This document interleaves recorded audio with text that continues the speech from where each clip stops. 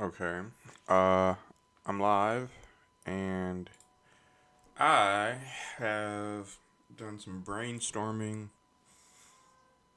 tested a few things, and I feel as though this is a good spot to be at. Sorry. This is a good spot to be at. Um, or to start back streaming because I kind of have all of like the boring like creative brainstorming stuff out of the way. And all I'm going to be doing now is, as you can see, it's flickering back and forth. But what I want is kind of like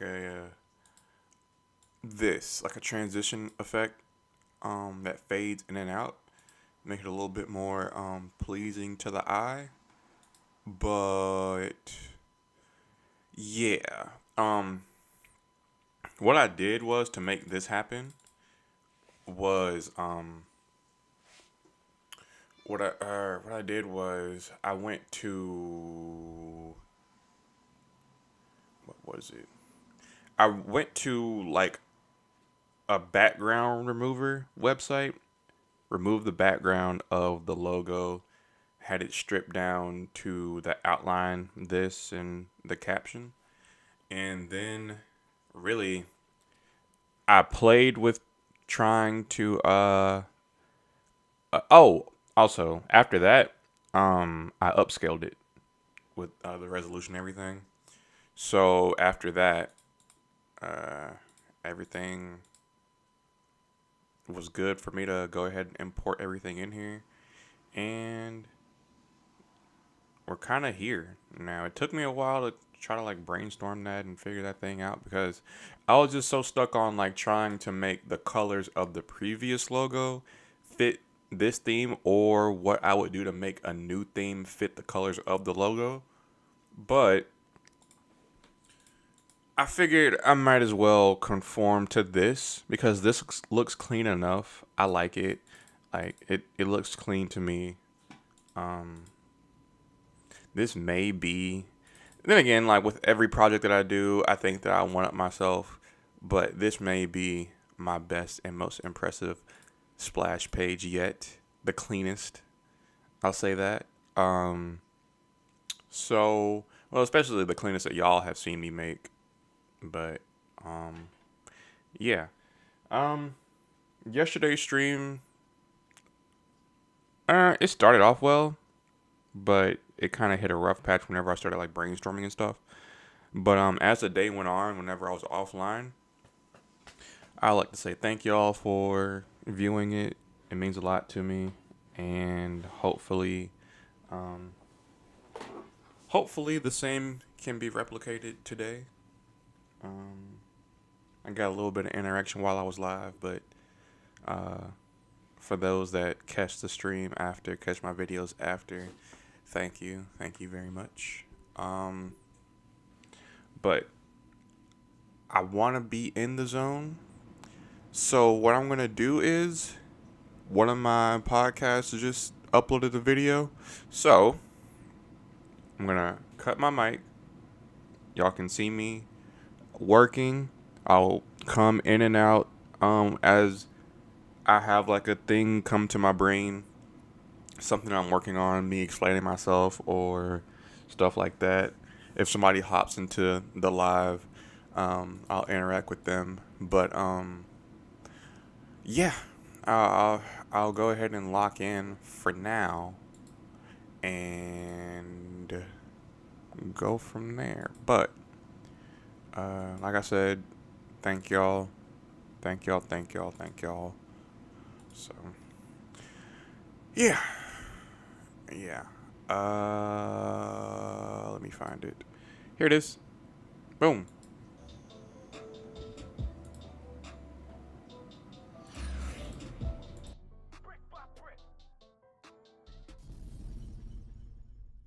Yo, it's the Mally Bros Podcast, episode 185.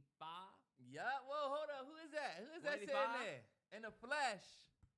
It's not just a photo of him. Back in this bitch and I'm back on my shit and they Told me be humble. I'm cocky as hell. Back straight from DR. It's I don't have a tan. Yeah. I wasn't out in the sun. I told him he should have wore like a beach shirt or something and had more of a Nah, vibe. yeah. I honestly have to do some pod shopping because I'll be looking in my closet like, wore that on the pod, wore that on the pod, wore that. And I just be throwing shit on. And y'all know Terrell used to be that guy with the, I feel like he used to have a little bit more motion. Nah, yeah. Nah, you have a baby. Let me tell you something. That shit will definitely take away from your personal if you let it. You see that? If you let it. And that's it. And that's it. But episode Your 1 head like a head of lettuce. Anyway. Episode 185. Happy Tuesday. Mm-hmm. I hope everybody got a solid start to their week. It's been cold everywhere on the East Coast. I don't know if, and let me tell y'all something, that's also been an adjustment. Yeah. I was just in DR where it's 87 degrees. I'm out there joint with shorts, sweating, mosquitoes. He was out there joint feeling real good.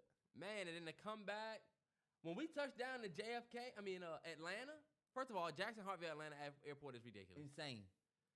That Bojangles is grimy as fuck, but it's fire. They get it. Fire. They know the recipe up there. Because look, And I was anything so you eat mad before we a go. flight is fire, but I called myself trying to be healthy. I said, let's go to TGI Fridays. I get the salmon. That shit was trash. shit was trash. You said we should have went to the Bojangles, just stood in the line. We should have just, and I should have, Y'all went to the Fridays? yeah. Tripping. I've never. All right, well, yeah, we did. We went to. If you ever have a 2-hour plus layover, Oh yeah. All right, bet. go to Fridays. Yeah. You'll knock an hour out. Travel Easy. day. Once we touched down Atlanta, bro, it was so cold when we just walked. I was like, fuck this. Fuck all of this. Fuck this. Got back, my truck was covered in snow. The parking lots, it's snow everywhere. You get in your car and it's cold as fuck. Me and Candace, we left last night. Your joint. Uh-huh. We said, fuck this cold, this fucking cold. Look, because the bad thing about the cold, when you get out your car, I'm sorry, when you leave the hot, nice, warm building, you walk out in the cold, Yeah. and you get in your car, and you basically just sit in the same cold. You gotta hope your shit warm up. That shit is the worst. That's why, I used to have a Mercedes. I know I used to drive Mercedes. I love Mercedes. Mercedes is my favorite. And Sounds like when you got a Mercedes, everybody that drive Mercedes know if you put the heat on, unless y'all got them low models, but if you put the heat on, you can put that motherfucker on 4 or 5. It's not gonna blow cold air at you. Cause they know. They think about shit like that. Oh, okay, yeah. I ain't gonna blow a fucking windstorm of cold air at you. That reminds me of like my Bugatti. Like my Bugatti in the back, it don't blow heat at all.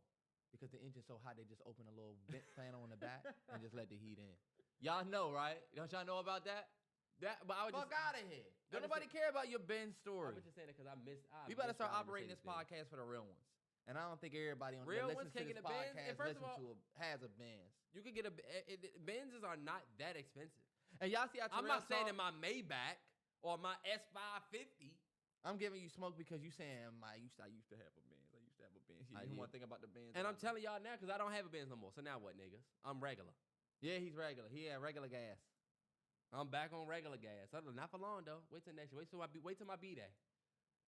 You know what, Terrell? You wanted to start with some Tech Corner shit. I got some Tech Corner shit for you.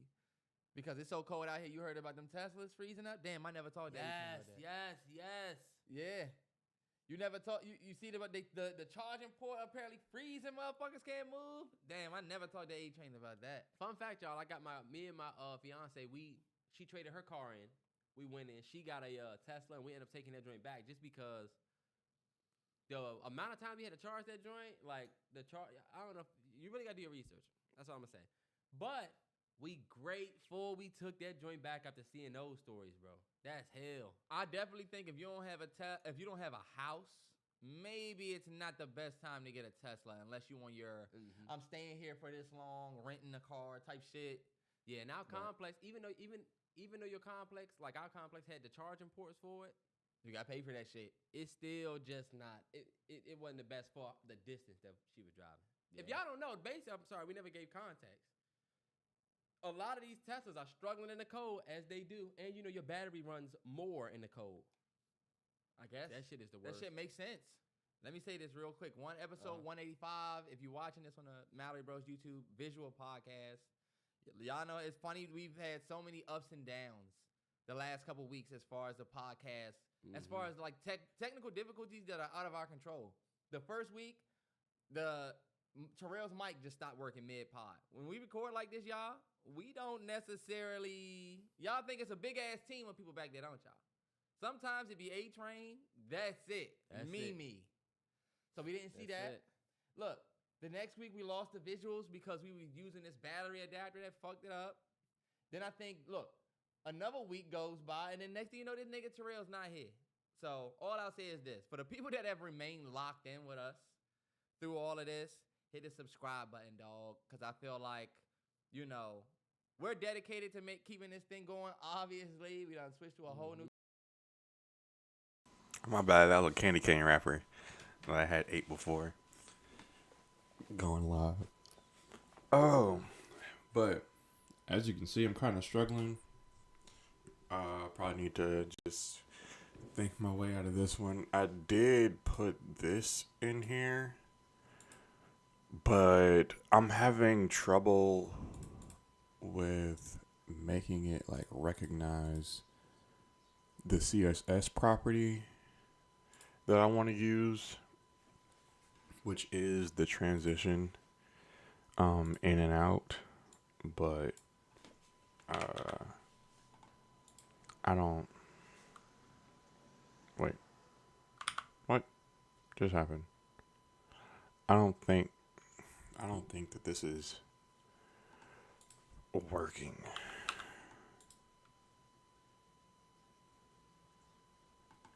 See? It's not working. So what I can do...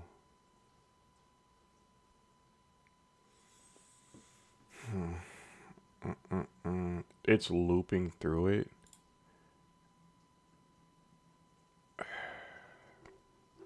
What can I put right here?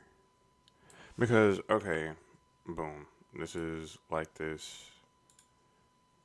Everything is going to plan. Like,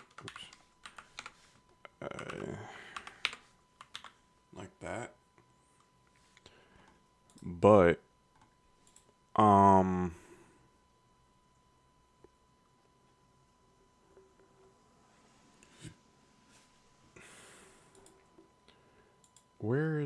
where would I put the, that, yeah.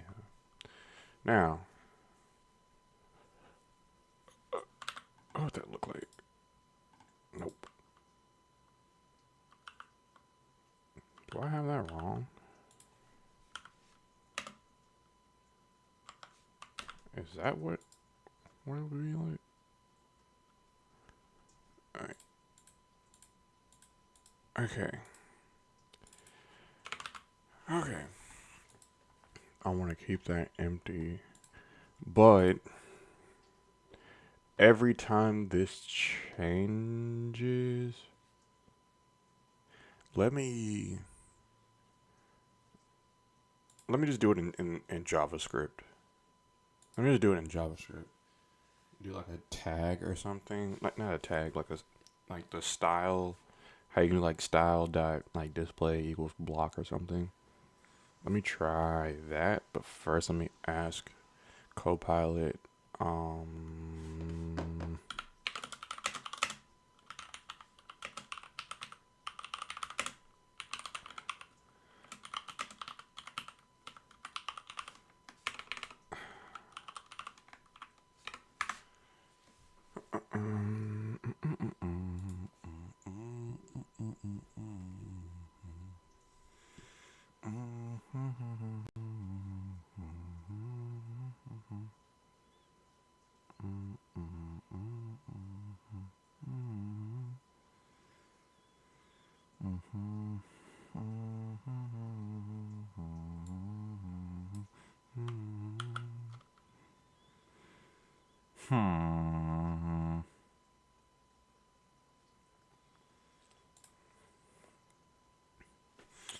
Hold up.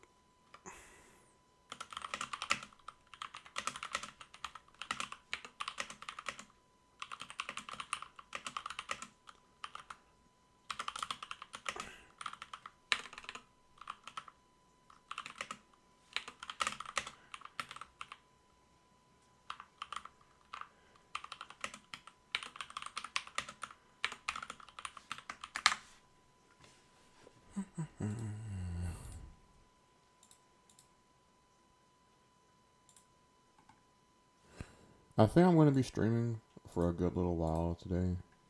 I'm probably gonna be streaming until I may hit a little 3 hour stream. This is a slight 3 hour stream. I might go ahead and code until an interview that I have today. So I'm just gonna do that probably.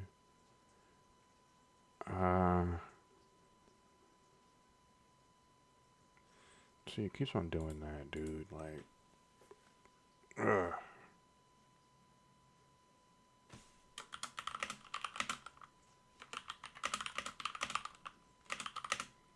Like it doesn't translate. Like this doesn't translate from this. It just doesn't for some reason. I don't know why. I mean, take that out. There we go. Let me go ahead and mute back up and turn this podcast back on. Channel, and we feel like a lot more of y'all are watching than subscribe. You might as well just get the noti when we pop up, subscribe. I want to see that bad boy say like 30K or something like that. Nah, yeah, we had 14,000 subscribers over here. We trying to get at least to. Cause I feel like y'all tune in. Y'all just not hitting subscribe. Some of y'all on y'all phone right now and aren't subscribed. And think about it. What do it take? It ain't gonna take no money from you to hit subscribe. We just gonna be popping up on your shit. We'll take some money from you elsewhere. Mm-hmm. Yes, we will. Yes, we will. I'm selling my if you will snack packs out my trunk. I got chocolate pudding and Doritos. You know, we was in the Costco. This random. We was in the Costco and I walked past that little candy joint we used to get.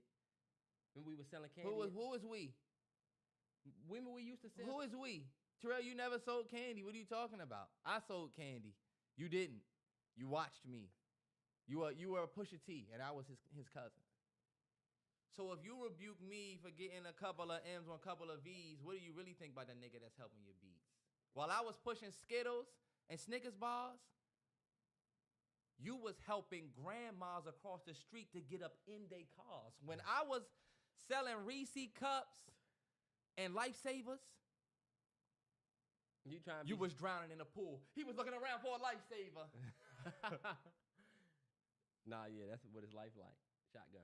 Anyway, nigga, oh my God, hold on, wait. I heard Shotgun say a crazy one when he was like, I forget, but he had said some insane things with that scheme. Yes, bro.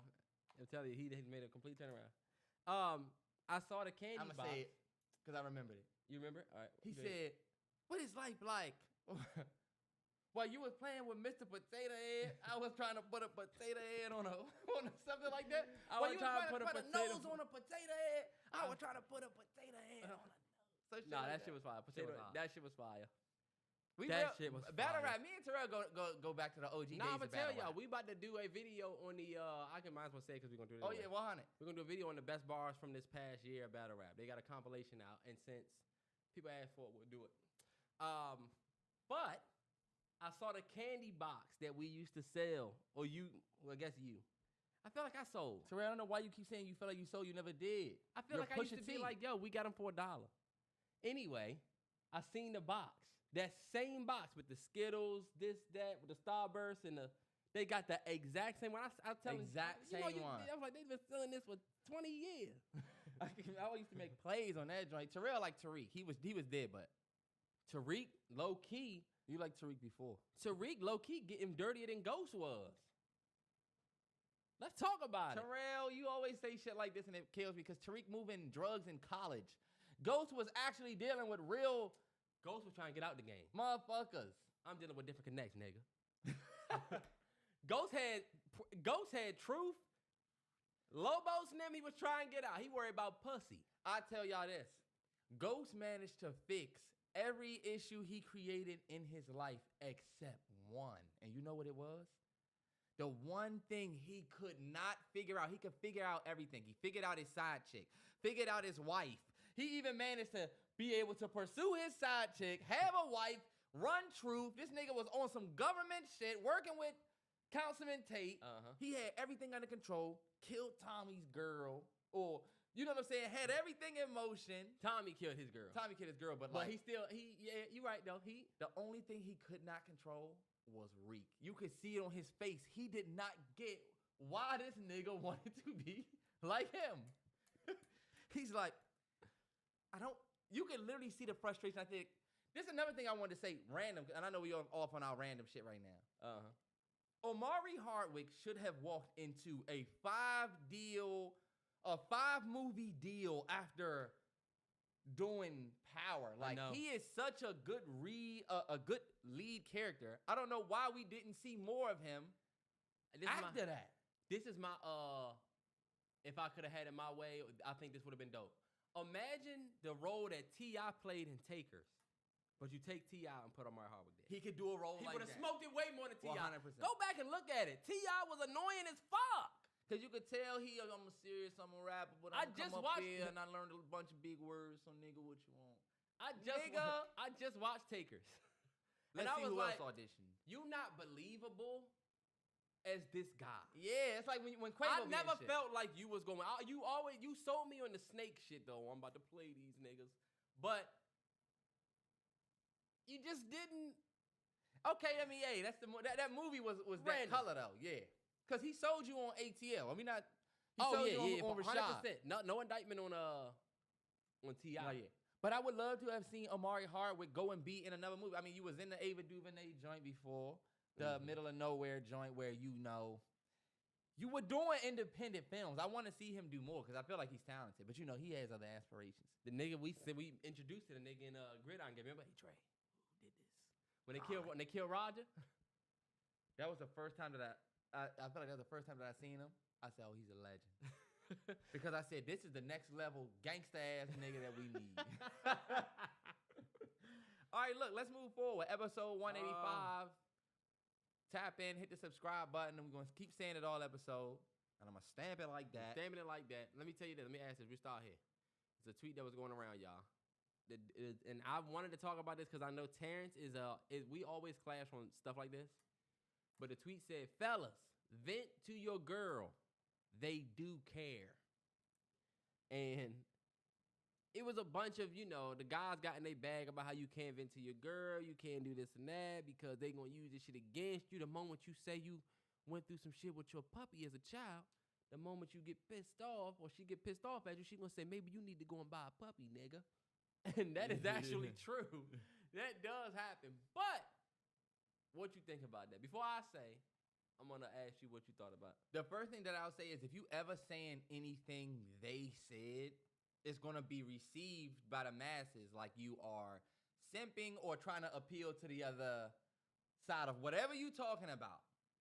Like, for example, this nigga saying, that's like saying, fellas, get your girl flowers. They like flowers. Or, fellas, actually listen when your girl is talking. We all know what you're doing when you do that. You trying to, yeah.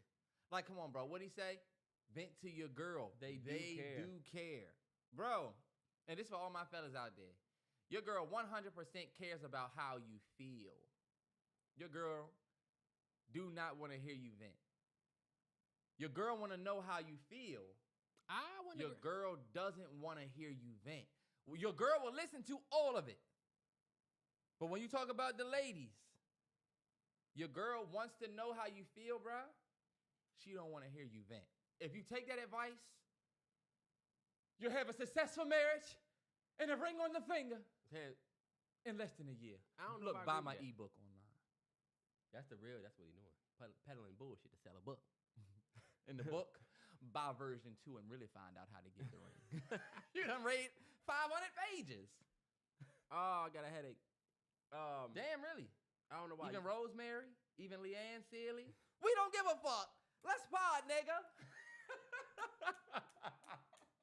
This bitch ass nigga gonna come out from DR. And you see what they said they had smoke because he was talking shit. They said, how dare he talk all of that shit on a podcast and then not show face. I stand on everything I said. And I don't even remember what I said, nigga. Did you see Mos Def? You seen what he did? I thought I was sitting next to Mos Def for a minute. Word is bond, God. Word up. Come on. Finish your No, let's not get off track. So you don't think you should vent to your girl? I don't think you should vent to your girl. I think you should just tell her how you feel. It's two different things. Example, let's say you feel like your job got you fucked up. They trying to fire you. They always saying that you late. You not even coming late. You feel me? You at home, you upset, and your girl say, yo, what's up? You say, I'm just dealing with this bullshit at work. And she say, okay, bet, talk to me. This is where every man needs to think about the next steps. Whatever you about to say next, fellas, and this is important, this is key. Let's say you haven't thought about your in, or like your out, or your fix to this situation. Then, in my opinion, you should leave it right there. I got some bullshit I'm dealing with at work, but it ain't nothing. What is it? Look, you don't want to be the nigga that says, no, it's nothing, don't worry about it. But then you sitting there, as fuck. It's obviously something. Yeah. But I feel like you can tell your girl how you feel about the situation. I'm at work. I feel like they sleeping on me. You know what I'm saying? They always acting like that I'm coming late and stuff like that. But, it's whatever. You see how we always make it seem like we got it? Yeah. Because low-key, I feel like that's the behavior that you have to have. Because let's say you end up in a even more of a, situation. Like, I don't think you should leave your girl thinking that you are tripping on some shit. So hold on, wait. I can't. If my job got me fucked up, Yeah. I'm gonna come home and tell my girl about it. That's my refuge. Work when the world presents war, you're supposed to be refuge for your person. Mm-hmm. So I can't go to my refuge now for refuge. I gotta tuck. It ain't really. Well, nah. Nobody's saying. Cause see, you know what we always do? We always say don't vent to your girl, and then we bring up having a bad day. That ain't really venting. When else do you vent? Who the fuck vent when they having a great day? Nah, I'm saying like venting to your girl could also be like, let's say, fellas, let's say your mom is, oh, you need some agua. I be trying to tell the nigga without cutting him off. Leave the joint up here. Did I say it right? Agua? Yeah. You said it like, oh, he needs some agua. Hey, look, but let's say your mom is tripping on you getting new lights for your car, right? And you like, every time I talk to my mom, she asks me for these new lights. Like, why do you keep asking me this? Like, every time I ask you, you ask me for new lights. I don't get it. I'm gonna get the new lights. You could do that to your girl one time. Dog, venting is expressing. And sometimes you're going to repeat. And that's the part that I feel like you want to dodge. You don't want to be in a situation where you're complaining about, because that's what your girl's going to do. You don't want to sit there and be complaining about some shit with no type of fix. You know what I'm saying? Mm-hmm. To me as a man, I feel like if you don't want your girl making little small decisions for you, and trying to figure shit out for you, like you could tell your girl, I just feel like it's a mess in here, and I'm always leaving shit sitting around. If you don't tell her what you about to do about that, she gonna think she need to do something about that. So guess what? When she come out the room and she sees shit sitting around, she gonna start picking it up so that you don't worry. But also, that is her taking care of your bullshit that you need to deal with. And your girl, do you disagree with that? Because you don't want to burden your girl with like, damn, I don't want him. Because your girl will burden herself with not wanting you to be in this funk you in. Because you told me what was wrong with you, but he didn't really say that he had anything to fix it. So like, I'm going to try to help him out. Nah, yeah, I do think you should vent a certain way. But I think venting, I think you should. Because it's not on you. I feel like it's you right. But at the same time, people don't know how to successfully not vent. You know what I'm saying? They just internalize it into like, I bet I'm about to just bottle all of this up, not say shit, trying to be a man. I feel like, yeah. I'll say this. I think you should vent to your girl. I feel like we talked about but this I feel before, like too. you gotta have the right space. I feel like you know how like it has to be a safe space for you to vent, and I'll say that. Like I feel like I can vent to my girl. I feel like I can vent to my girl about anything, but it's a safe space. You know how they say you gotta have a safe space. Terrell, you do not feel like you can vent to your girl about everything. I do. Maybe not every single thing, but I do. Like if I have a fucked up day, if you get on my fucking nerves, and we have a blow up or whatever, I can vent to her about it. She's not gonna be like, this nigga's fucking, you know? Yeah. Or you know what, fellas? Get used to venting about shit that you fixed. That feels good. Nah, because you don't always have a fix for the vent. What if, like you said, they fucking you over at work? You need your person to get you through that, but only if it's a safe space. You gotta know if your girl is vent-toable. I look at it like this. I think you should, hold on, let me say this. Pay attention to how the person responds while you're venting. Okay. If you vent into somebody and they're always matching your vent with their vent, they're not the person you should vent to. And that's whether it's your girl or your friend or whoever. If you say, yo, I just had a fucked up day, this is what happened, and they're like, yo, I had a fucked up day too. And then you're like, yeah, it's crazy. When I was whatever, my ex, you know, my boss, she XYZ. And then they say, oh, you think that's bad? Let me tell you what happened to me. My boss, don't vent to that person. Because now y'all just having a fucking depression Olympics. If your girl doing that, or anybody who talks like that. If you watching this, if you talking to somebody, right? And it's this book called Mindful Listening, right? It's a good book. It's made for life. Oh, you should read it. Everybody should read that book, 100%. You read it? No. We can tell. I haven't got through it, but I read some of it, yeah, for sure. I can't say that I read it because I have only read it in the beginning of it. But if somebody's talking, like if I say, oh my God, my head hurts. I had to work all day. This shit is insane. And somebody said, your head hurts. I got my leg hurt. I had to do this all day. I'm telling you, that is the most hardest person to talk to because it's like, I'm just going to say some shit and you're just going to respond with your version of it. And now I could either say nothing or respond to your right. Shit. Damn, I got a headache. I got a leg ache. It's like, all right, now we're... Let me say this. I completely agree with what they're saying. And the problem that I have right now is that for some reason, as I got older, I feel as though I became the person that makes everything about them, even though I do want to still be the person that listens. But granted, that may just me being in my head and stuff, but I don't know. Like at some point I kind of lost the ability to be like I actually listen, but I lost the ability to be like insightful, I feel like. Because I feel like in a conversation, I used to be really insightful and helpful, but now I don't feel as helpful anymore. So I feel like I'm not listening well enough, and I want to listen better.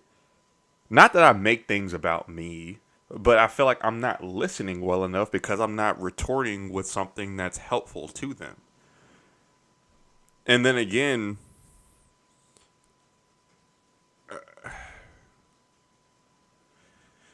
somewhere along the way, I kind of realized, and I kind of got in my head about it,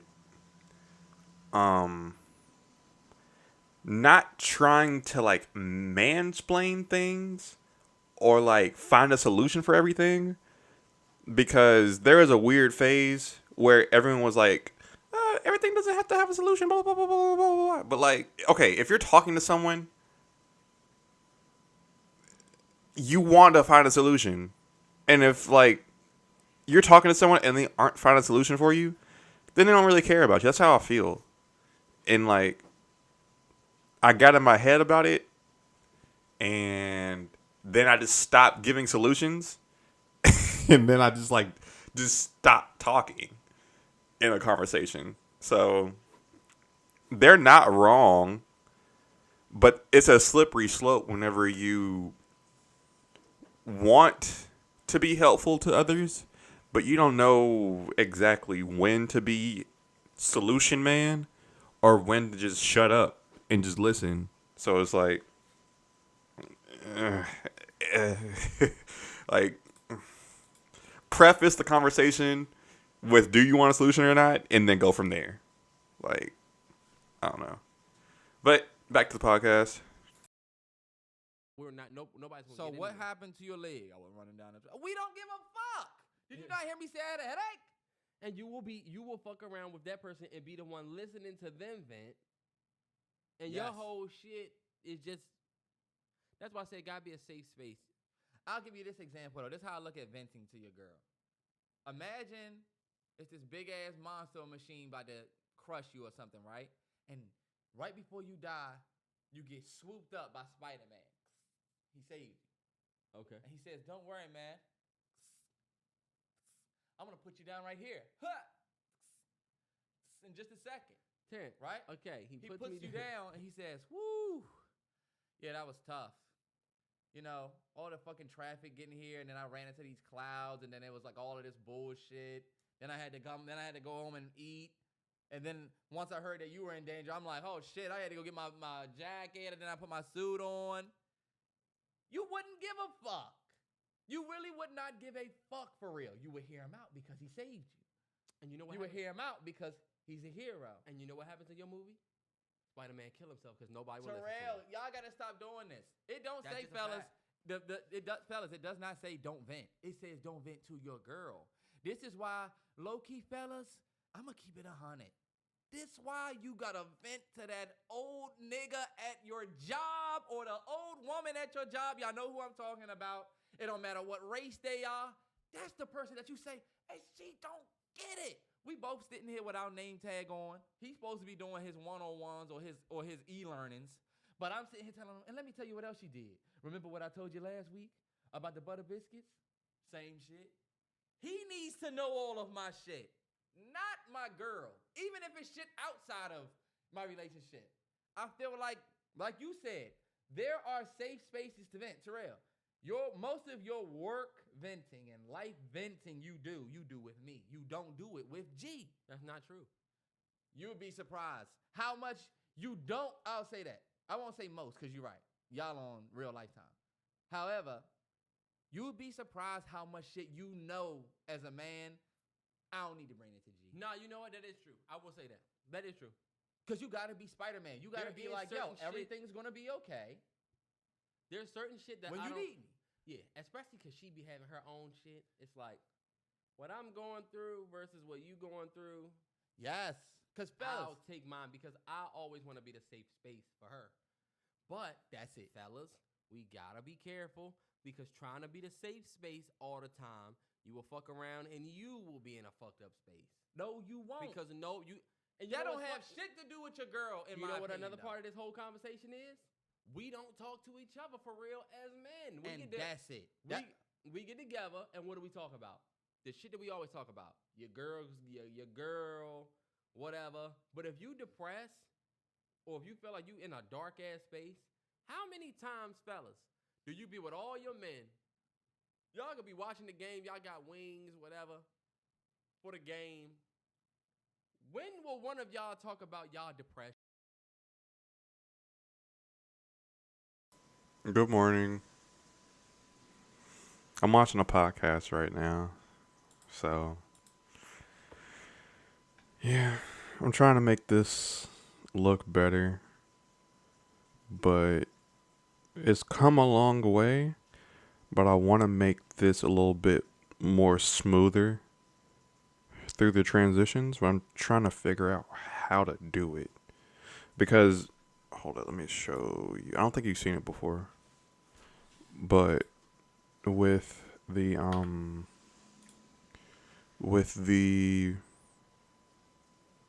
project that I made, this project that I made, Um,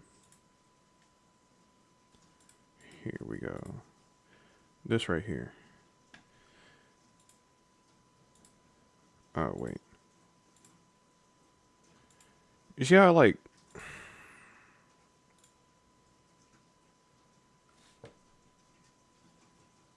that may be what I do. That may be what I do. I may need to go to this GitHub repo and just copy it. Because this is really difficult. Like, I really like how this just looks, how it. But I need for this to trigger whenever this interval cycles through. So, yeah, I'm going to go to this repo and figure it out.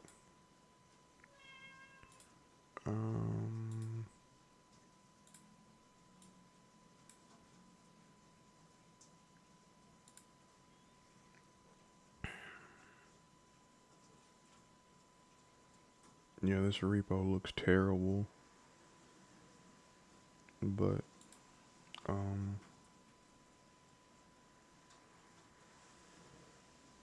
it's in guide.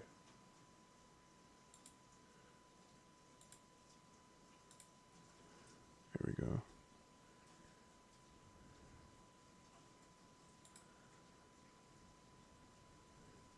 Are you working today?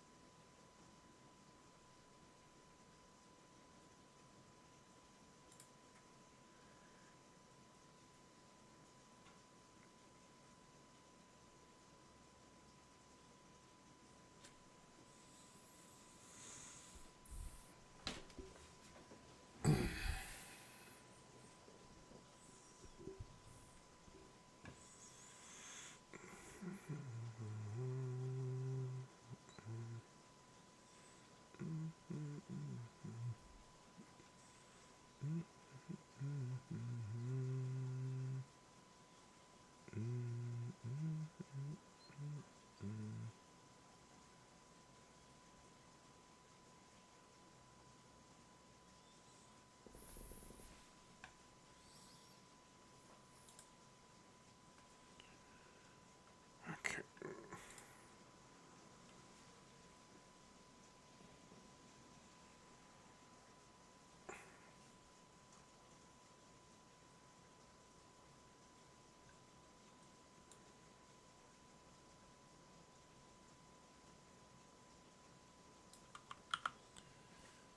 Hold up.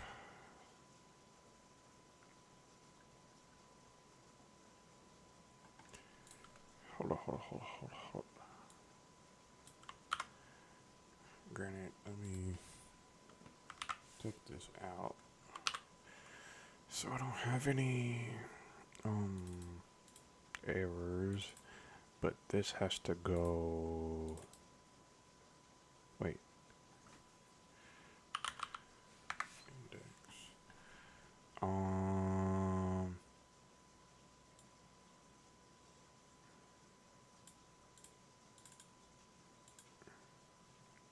Oh. Well. That is just this.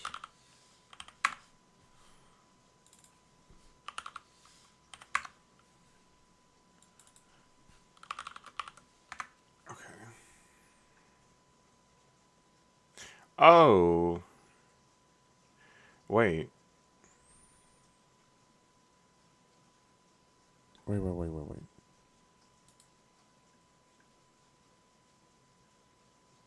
I wouldn't. I would never really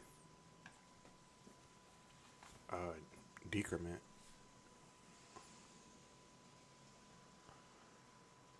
Because it will always be on a loop.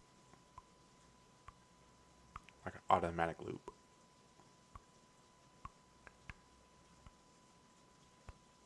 Yeah, that's what needs to be done. Wait.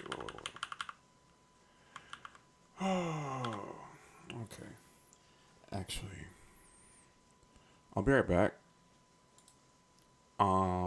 But I will have the podcast playing in my absence. I'll be right back.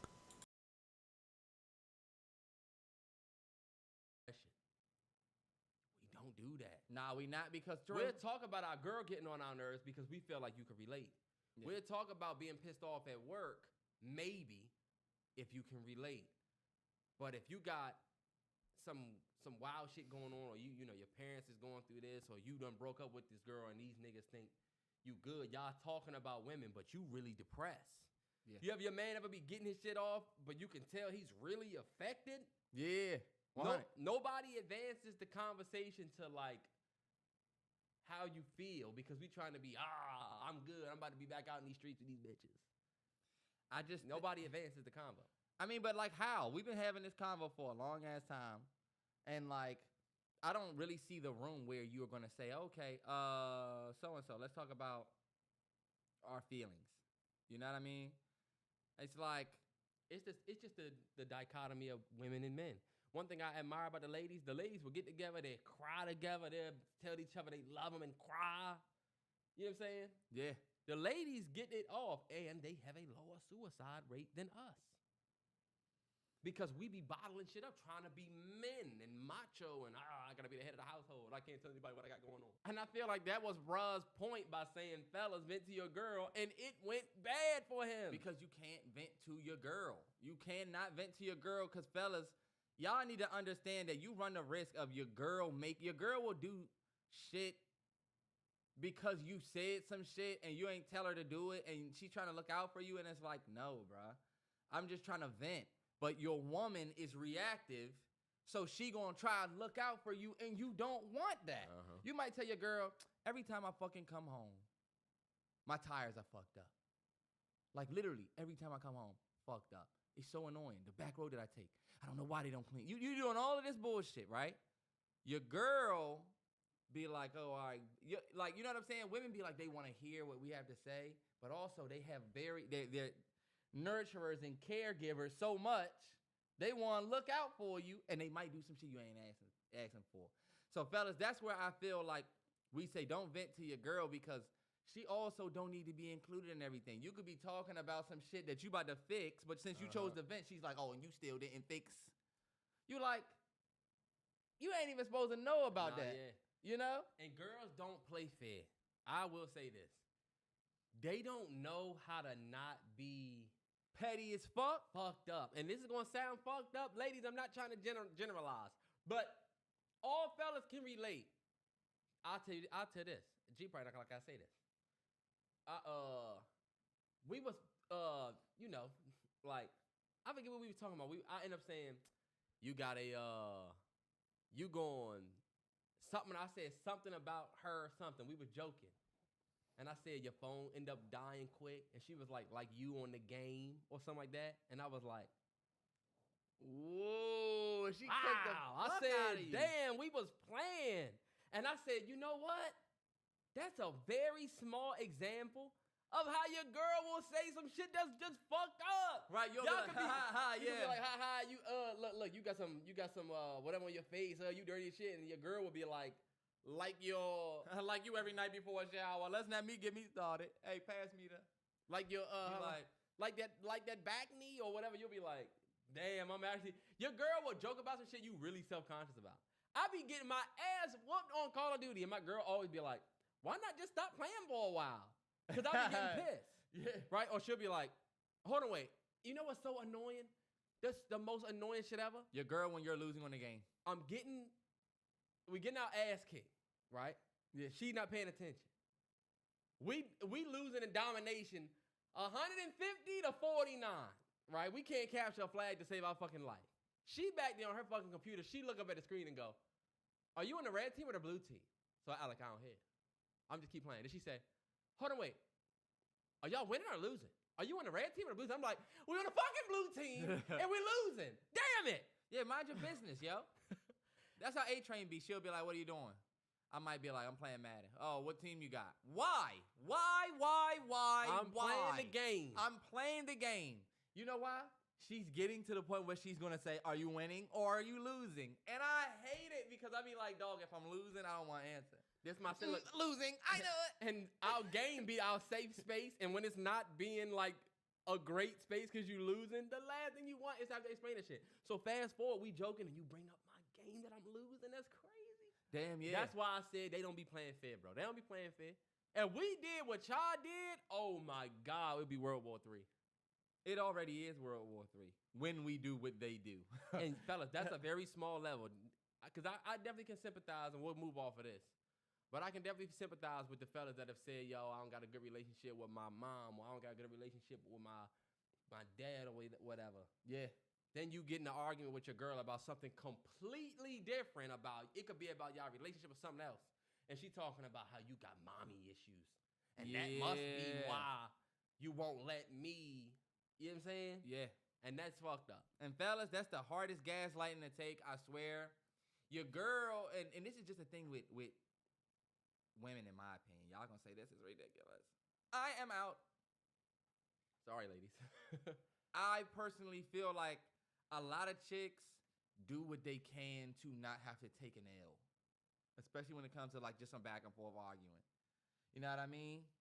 So like sometimes they get into a last resort where they like, I gotta hit this motherfucker. They gotta break glass. Yeah, they gotta break the glass and hit that button that they I was telling A-Train, I said girls petty because they'll be like, you'll be like, I just got fucking stressed out because my fucking cousin passed away. My cousin passed.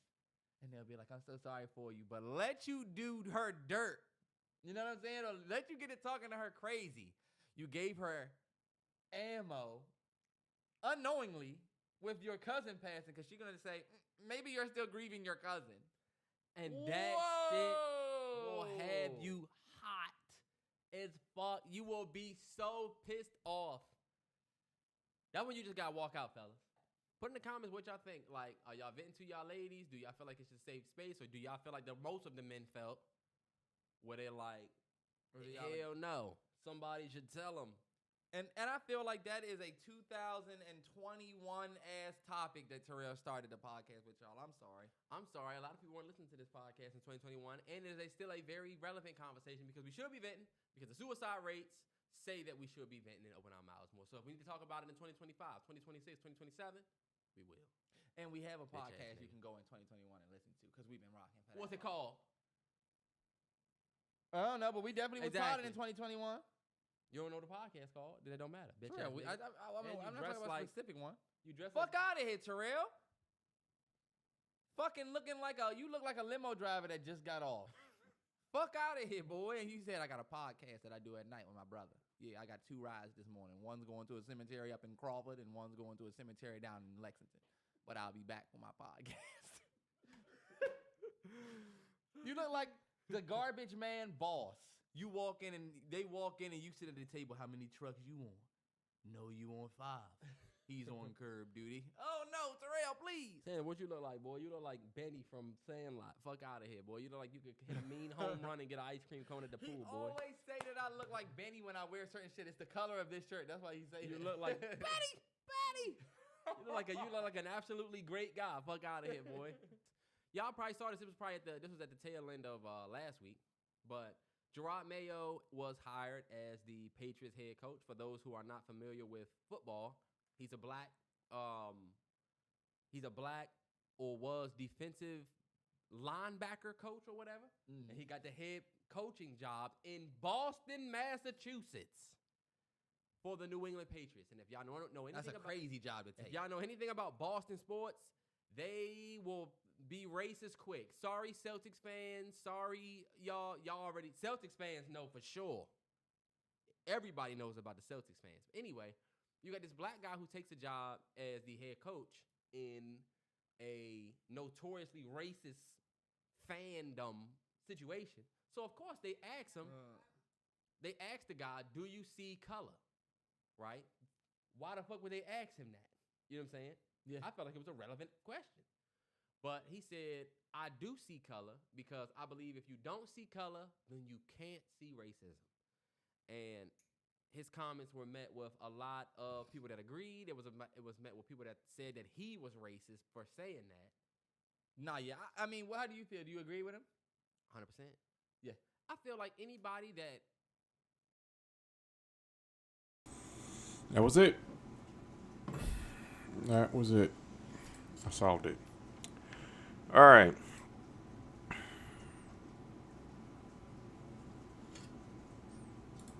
Do you feel as though this should be bigger? Like this image right here, do you feel like this should be bigger or keep it the same? Personally, I don't know. Wait.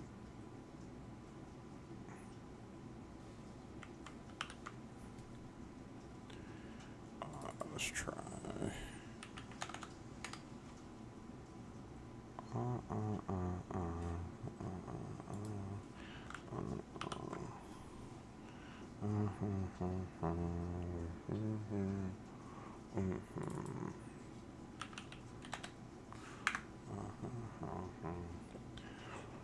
Okay. So, as it stands, what is all of this on Twitch? Wait a minute.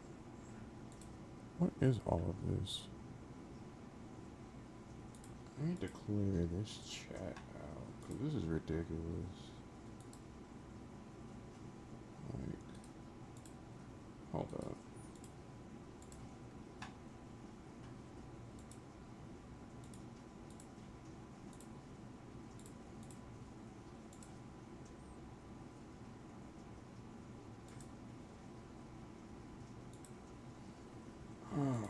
Okay.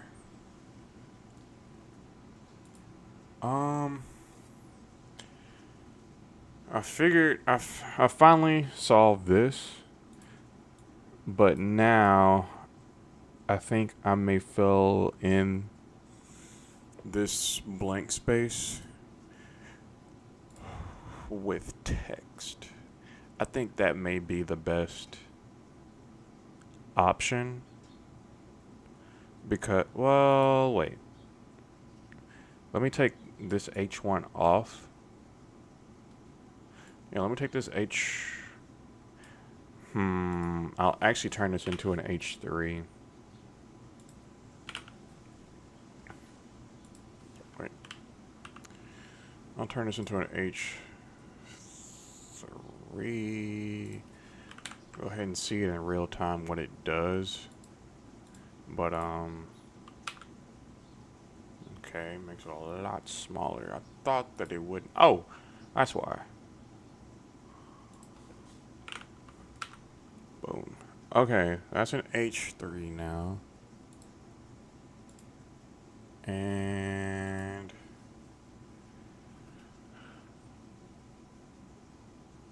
I really do want to put an icon right there, but I feel as though the current icon, I would have.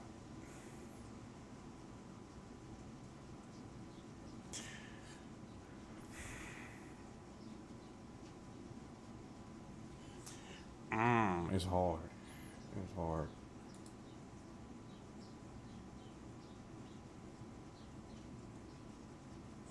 Because I really have. Okay, one is to have text right here. Two is to have this face right here. Three is to crop this, not crop it, but like take the her and put it right there. But I'm not sure. I'm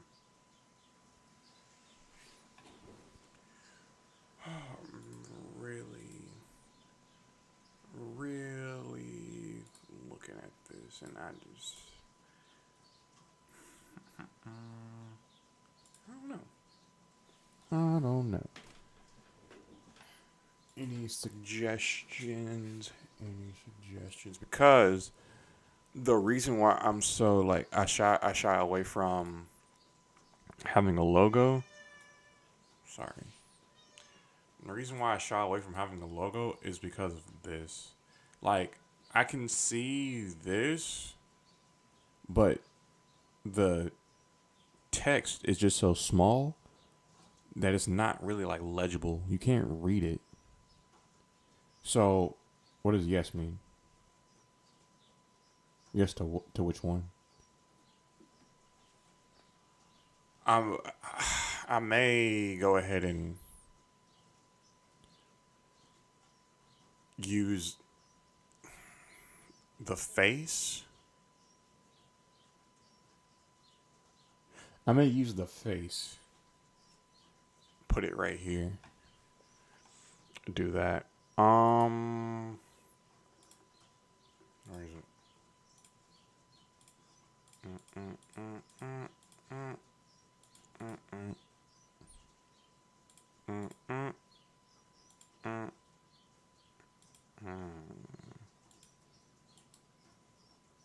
Let's go ahead and let's use this. Let's find it in the Finder. Duplicate it. Play with it a little bit. Yep.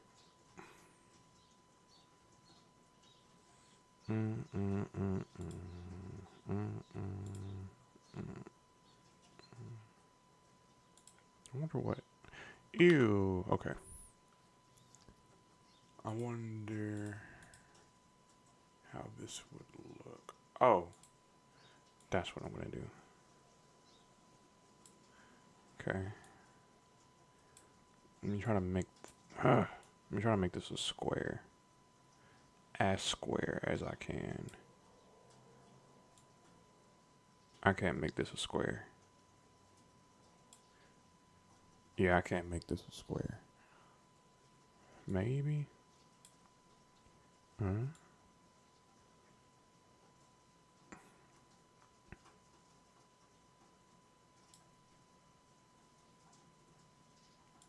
Is that a square?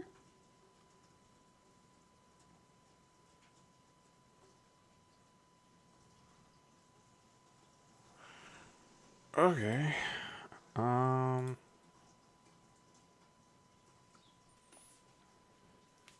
Let's try that. Yeah, let's try that. Let's put that right there.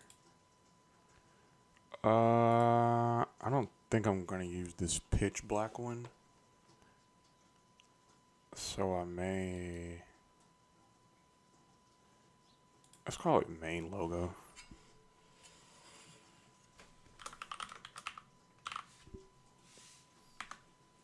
Let's do that.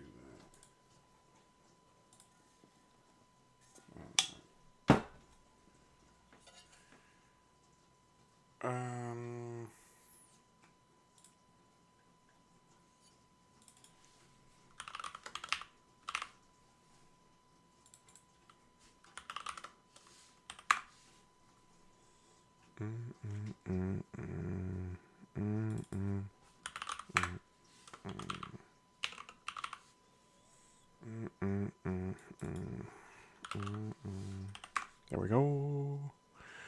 I think that would be it.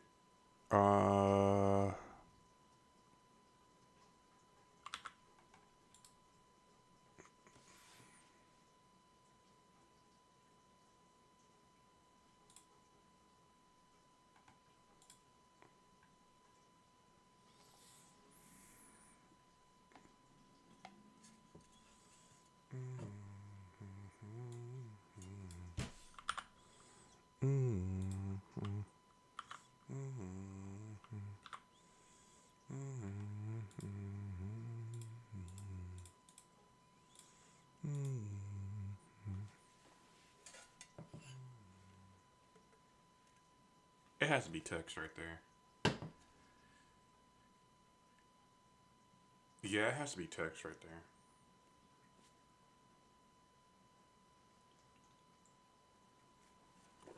there. That's what I'm seeing.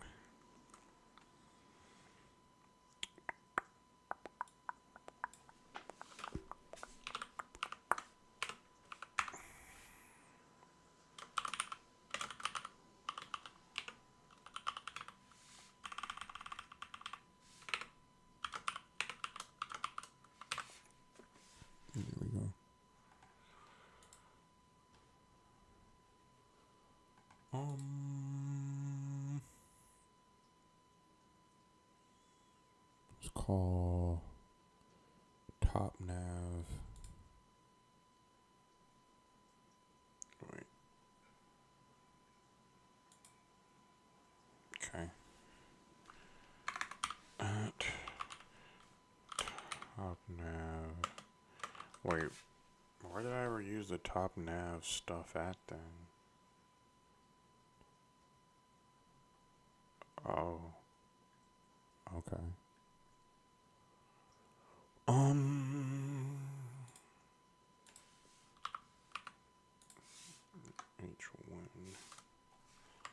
Boom. No. No. That's not. No. Wait. I would take that out. Have. Oh, whoops.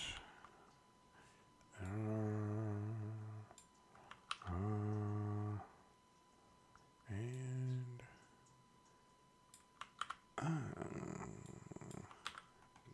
let's just see what it would look like. There we go. Okay.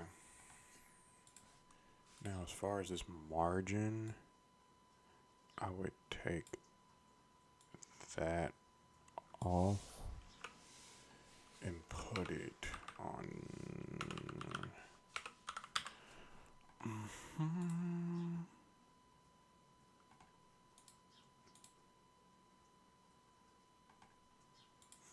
Why is it not doing that?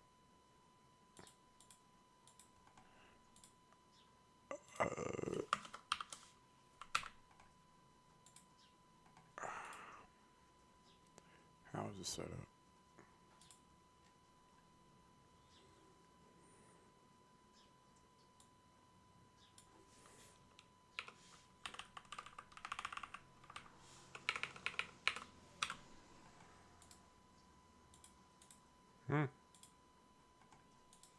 How and why? Wait. Oh. Okay.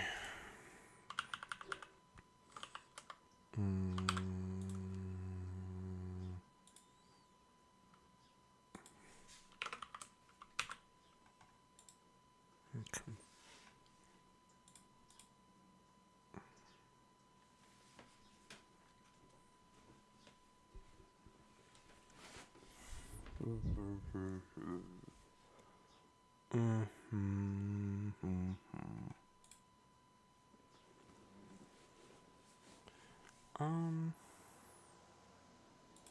What font is being used right there?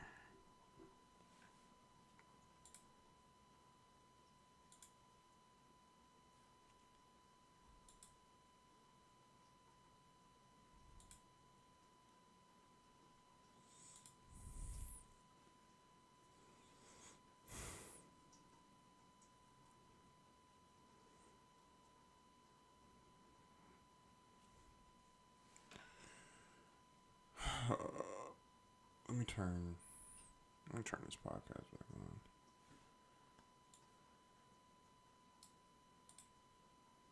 Has dealt with racism before, or has dealt with benign neglect, will agree with what he said or see what he's saying. Because a lot of times when we have people that say they don't see color, it is kind of like they don't see racism. Because to say, oh, I don't see color, or I don't look at the world in color, it's just to me, you're telling me that you're turning a blind eye to the very racist, establishment that built the country. Just like the lady Nikki Taylor, or whatever her name is, that's running for president, said, we're not a racist country. We've never been a racist country. You running for president, indoctrinating people like that, saying shit like that. She will say, I don't see color. If you're a good person, you're a good person. But then you see it's always backed by some bullshit like that. So I was so happy he didn't take the Todd Bowles approach. Nah, yeah. Because they asked Todd Bowles, And he said, how do you feel about being one of the only black head coaches in the league, the second? It's just you and Mike Tomlin. He's like, oh, I'm coaching football. I'm not worried about color. Oh, okay, we know exactly what type of nigga you are. Whoa, hold up. I feel both sides of it though, because my thing is like, are y'all gonna ask the white coaches up here? You know what I'm saying? Terrence, you just got on Dave about that. No. I did not get on Dave about this. Because this is where y'all niggas get it wrong. I just got the head coach job, and y'all asking me about race. Ask me about football, and I can roll. I don't like when you're asked about being a black dude, when you say, nah, it's something else that Todd Bowles said that I didn't like, that he said. But, like, I feel like, you know, I think it's a shame that he even has to answer that question type shit. Because I feel like he's only being asked that because he's black. Like, I got on Dave. When Terrell said I just got on Dave for that. I got on Dave Chappelle for saying that Cat Williams he didn't come out and talk about no white comics. He just only talked about blacks. And I'm like, Cat Williams spoke on his experience. And he talked about the state of comedy. Like, Cat Williams didn't just go on a spree after Steve Harvey, after Cedric the Entertainer, after Ricky Smiley. He responded to things that was put out there by them on that very show. So I felt like Dave Chappelle was hating like shit. This situation is different because it's like, yo, okay, yeah, we black dudes and we finally getting these opportunities, you know. But when they get these opportunities, they're faced with the fact, to me, asking me about my race is doubt. You know what I'm saying? Yeah. I didn't like the question that was asked. How do you feel being the first black coach here? That sounds like I got a bunch of doubt and a big ass weight to feel, even though it's true. But that also gives you the opportunity to speak to that reality. You know what I'm saying? Mm-hmm. If I start fucking doing some shit and I'm the only black person doing it in a place where they have stuff like the Rooney Rule, you know what I'm saying? Yeah. That gives you the opportunity to say, yo, it's actually kind of crazy that I am. Like, and I think we need more. Not take the I don't see whatever approach. That's why I like what Gerard Mayo said, because he's standing firm on, I know very well how black I am in this job and where this job is, and I know very well about racism and what it is. Boston fans and New England fans and certain white folks didn't like that, because whenever you black and highlight racism, the first thing they do is call you racist. Yeah. Oh, he's bringing up race. He's racist. Or why is he bringing up race? Like, y'all, do y'all not know that they have a Rooney Rule in the NFL where it's a law that you have to at least interview a minority head coaching candidate? Yeah. That lets you know that there's an issue that they had to fix right there. And then you will say, oh, I don't see color. If you don't see color, then why is there a Rooney Rule? If it's racist, do y'all think the Rooney Rule is bullshit? Do y'all not think that a league that's majority black, having only 2 head coaches that are black, and then now I think we have 3 or 4 with DeMeco Ryans, Tomlin, him, and a couple, I think maybe we 4 or 5 now. Mm-hmm. Y'all don't think Pierce, Antonio Pierce, y'all don't think that it's an issue? Y'all don't see the issue? Like, I feel like people are trying to make Gerard Mayo look like a racist guy, because that's what Boston fans fucking do.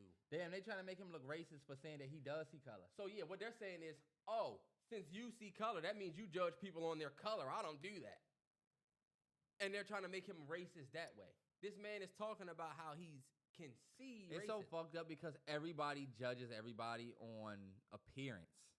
That's like, yeah. Sometimes our first judgments are wrong, you know? That's why you assume. That's like an assumption is really just a fake-ass judgment. An assumption is like a pre-judgment. I'm going to assume you a good guy. Yeah? That's me making a judgment, Loki, because I could assume you was a bad guy based on what I see. So it's like, well, you're not going to go up to him and say, hey, how you doing? Nah, yeah. Sounds like a good guy. I'm going to check him out. Exactly. You look at a motherfucker first. So that's like saying you don't see race. I definitely understand. It's like you're basically saying you're not acknowledging race. That's what he choose said. to ignore. If you don't, yeah, exactly. Reality. I get that. I'm 100% with him. Shout out to that brother. I'm rooting for the Patriots. I'm definitely rooting for them, especially him, because I feel like he have Atari on his back. And you know what's crazy? Just to cap this off, I was sitting with my my fiance and her father in DR. We had this outdoor restaurant where that's where I got the yaroa, shout out to the y'all know. But anyway, I was telling him about the difference in the states, and I'm like, everybody you see out here is from here, from DR, and they all have the same love for DR. If y'all all came to the states, y'all will all speak on DR the exact same way. Y'all culture's here, y'all built this, like it's y'all home, it's where you can say, yo, I'm from here, boom.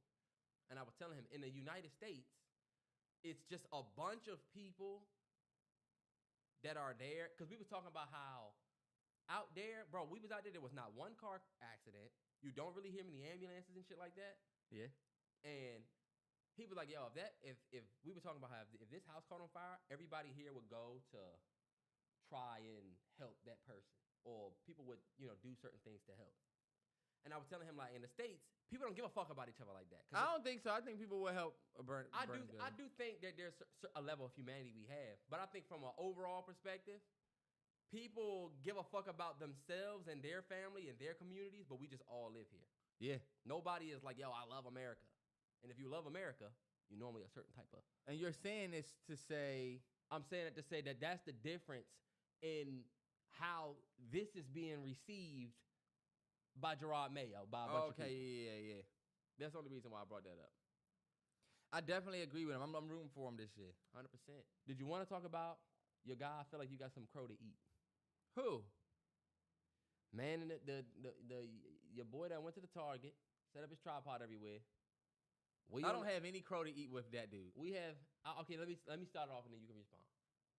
We on this podcast for years have talked about how lifestyle content can sometimes be just cringe because it be fake, or it's not. You're not really doing shit. You're going and you're putting on your Sunday best, and we said it about bruh. You put on your Sunday's best to go to the Target. You set up a camera everywhere. You get back in your car, you know what I'm saying? You're driving off without the tripod, and it became like a tripod joke. Over the weekend, I know y'all probably seen it, but the bro, I believe his name is Drew Walls. Shout out to bro because he turned it around. He got an NFL sponsorship for the playoffs, right? And now the joke that was running on him, they basically had him do the same thing, but now he not just going to Target for himself. He actually setting up for the playoff game, C.J. Stroud versus Lamar. And it was like, damn, the nigga got a bag.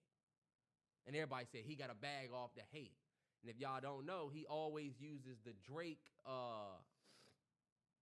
intro. Virginia Beach.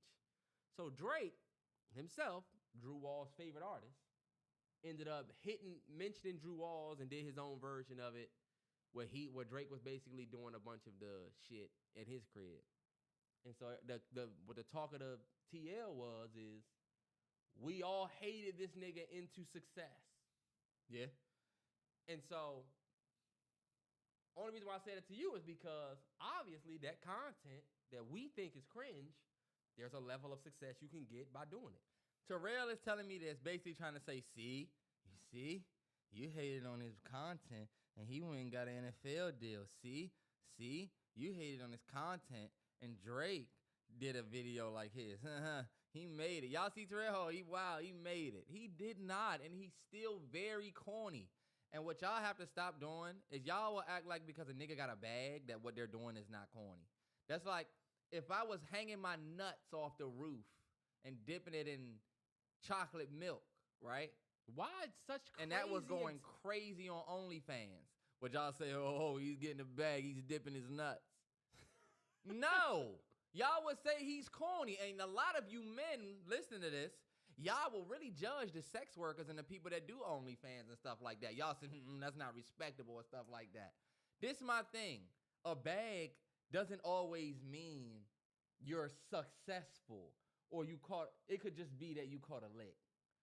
I feel like a lick doesn't equal y'all thought this shit was corny, but this shit is actually it is still corny. Like y'all got this is another thing I was telling Terrell. The NFL deal is cool, but you think the NFL give a fuck about that dude in any way?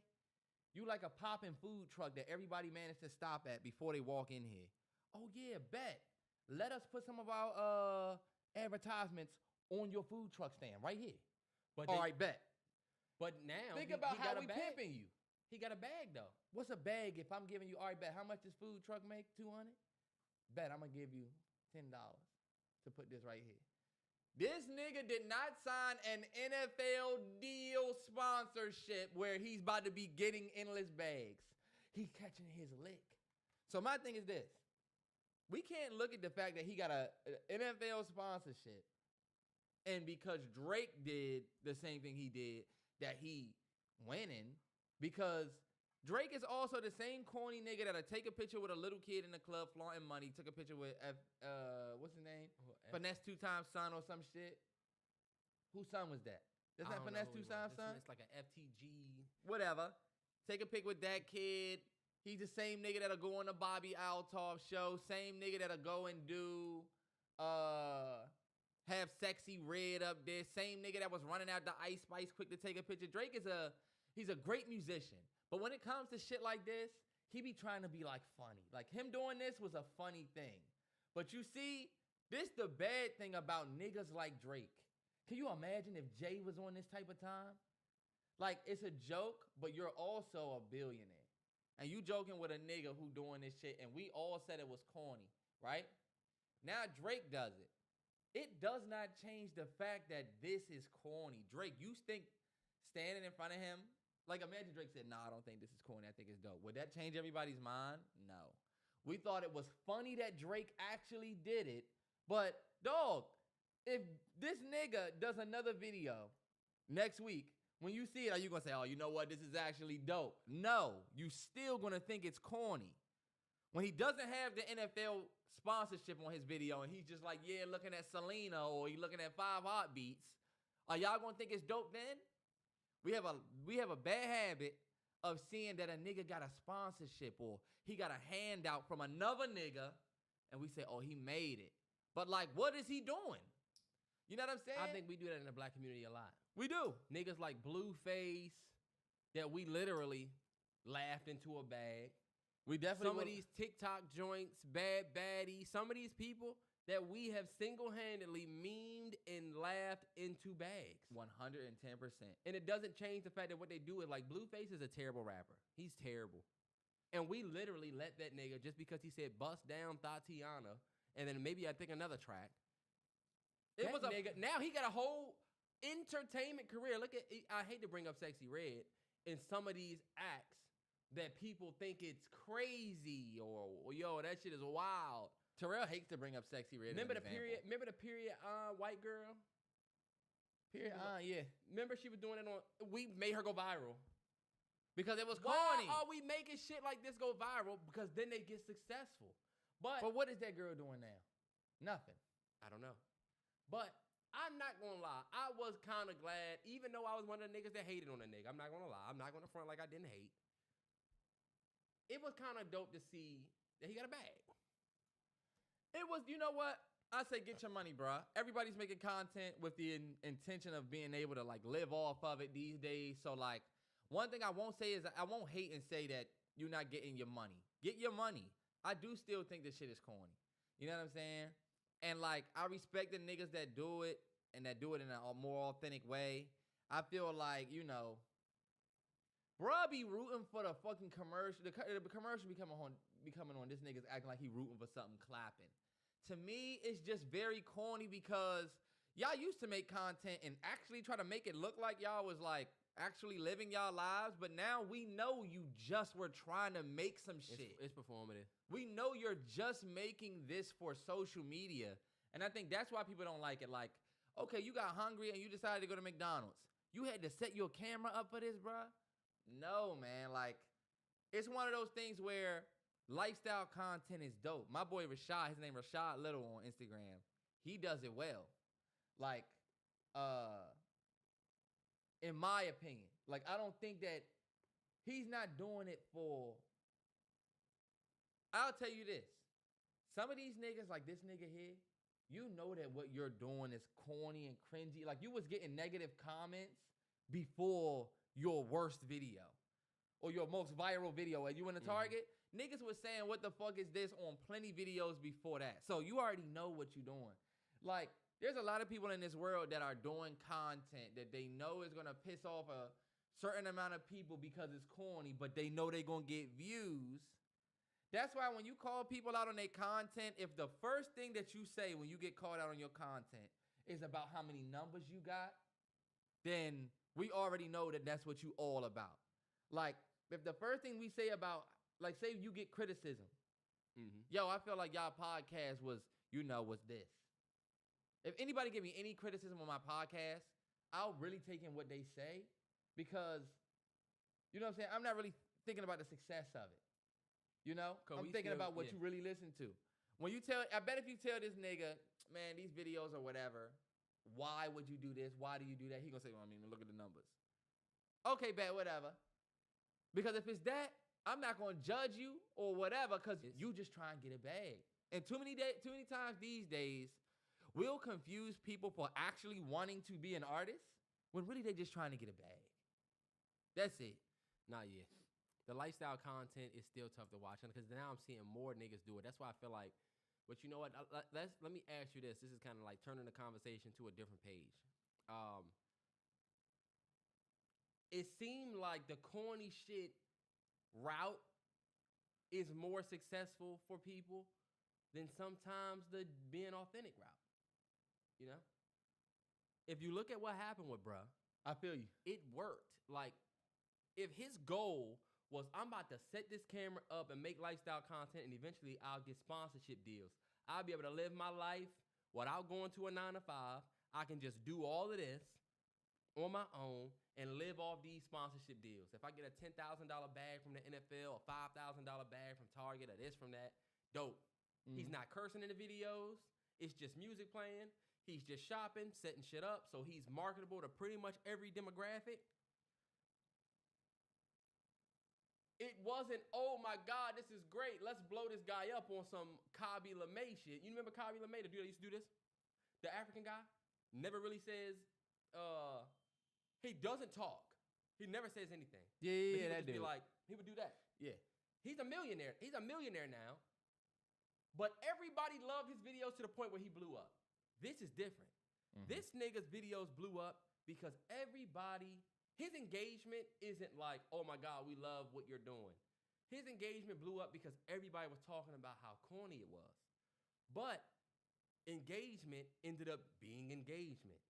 So now it don't matter what people think about you. We about to make that I disagree with. The NFL, think about it though. He still got the numbers and it turned into what he wanted, just not necessarily the reception way. I don't give a fuck what none of y'all say. Because it was funny because he had Tiana Trump hit him, right? I saw that. And I said, ooh, if Tiana Trump, do you call her Tiana Trump or Tiana Trump? I've always said Tiana Trump. If I did, I will vote Tiana Trump. It's Tiana, whatever. If she's in the same room with a lot of you niggas will be sitting there shut. Nah, yeah.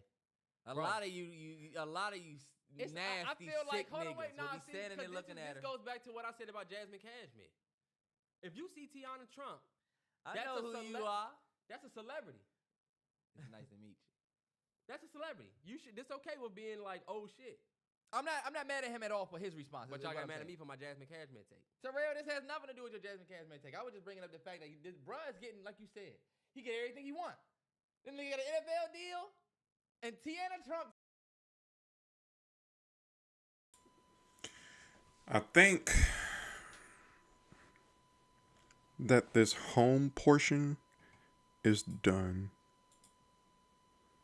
Because I don't really see how much else I can really change. It looks complete.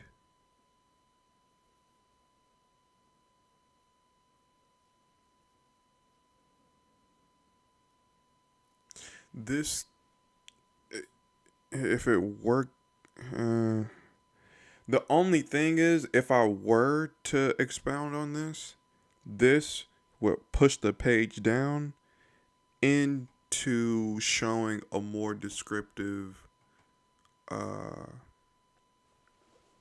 Like this. It would push the page down and show something, not something like this. But I feel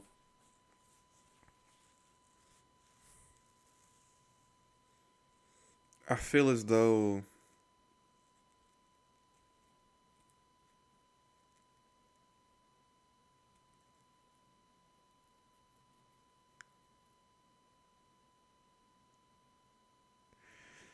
yeah, I feel as though I may as well just put this on the about page.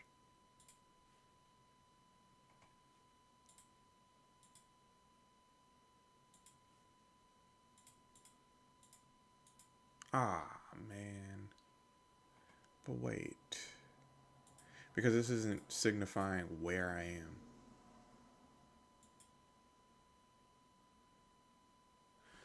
Hold up. I'll be right back. I have to make a differentiation of this over here and this right here. Give me a second.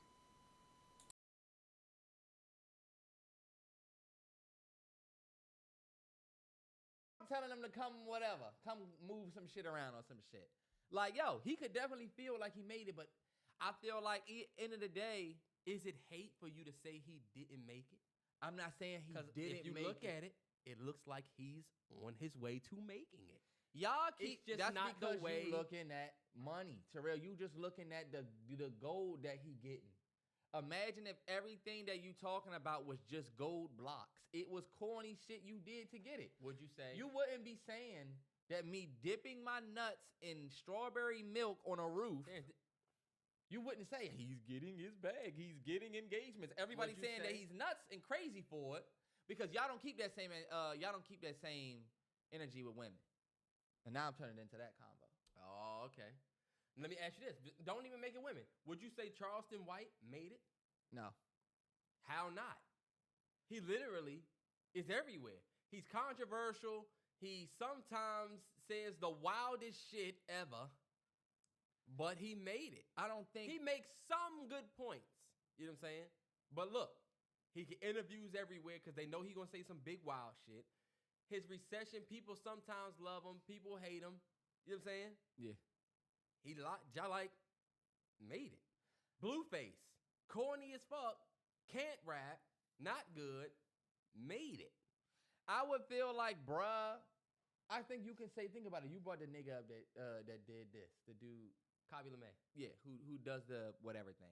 He was the first person doing that, the only person doing that. Started a wave of people wanting to do that. That's why he blew up because he was the only one doing that.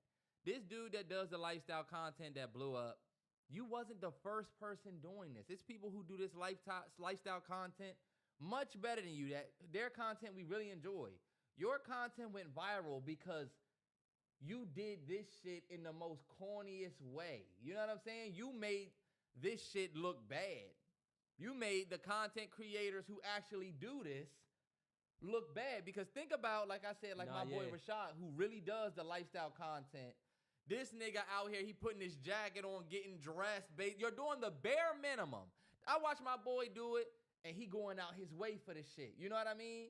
You put your jacket on, you going can't to say he not going out of his way for this, bro. He putting on his Sunday best. Terrell, putting on an outfit and then going to Target, any nigga can do for real. And that's why we said, and that's why a lot of people felt like, yo, this not really content creation. This is just kind of like a weird thing that y'all are doing just to post something, it seemed like. Like, because my thing is this. Normally, we was posting content to at least send a message, whatever. When you post a pic, whatever. You niggas who get dressed and just go to the store and then you go home. Look, store run. You go to the store and you get toothpicks, you get some Lysol, you get whatever. Damn, you ain't even going to use this shit. We just going to watch you go in there and leave.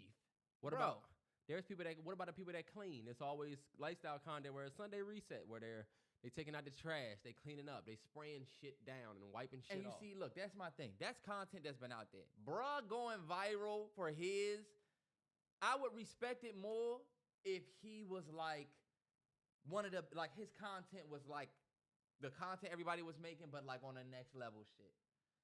I don't like when niggas go viral for doing petty shit or making yourself look bad. Like, you brought up Charleston White. I feel like Charleston White you could say he was successful because people know his name. You've heard him speak. I've agreed with some of the shit that he said, but like for the most part, Charleston White be on some like not really giving a fuck. I don't think people take him serious. You know what I'm saying? Yeah. And I think when you moving in that way, you know, I feel like if I wanted to move waste, if I wanted to just be saying fuck niggas and say this nigga at one point, Charleston White he said death to all Bloods and Crips. When you moving like that, you doing whatever you can to get views and clicks. If you moving like that, once the smoke settles, I don't give a fuck if you get billions of dollars with it. The fact that nobody respects you or respects what you do, I feel like you won't be happy at the end of the day. And you're going to eventually, even with millions of dollars, you're going to want to do some shit that people respect. It's a reason why Kobe, after living a whole lifetime of being great in basketball, this nigga is making kids' films. And he really would give a fuck what you had to say about it. But that's not because he didn't feel respected in his. It's He's one of the most respected in his craft, right? In his original craft. And it's, to me, I only use Kobe as an example is because as somebody who's so respected as a human, you always gonna have an itch for your shit to be accepted. You don't want to be doing some shit people think is whack. Oh, but I'm getting money for it. You would never want to do it, even if you get money. You're gonna be Floyd Mayweather, sitting in a big ass mansion with all the money you got for it, and be like, yeah, but let's keep it on the hush. You're going to be the nigga that wants to keep what you do on a hush. Because you know the majority of the world look at it like, you know, when bro walks in somewhere, you think they clapping and applauding, or you think everybody like, oh, that's the nigga that do the Instagram shit. It's that. It ain't really love. But now you got to think about it. We live in a culture now where I feel like more people are caring less about what they do than giving a fuck more about money. We live in an OnlyFans culture. We do. We You're live right in a about culture that. Okay.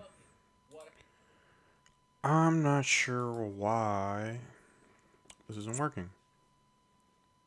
Because maybe. Wait. What if I do routes A? No. That's not what I want to do. What I would like to do is. All I want to do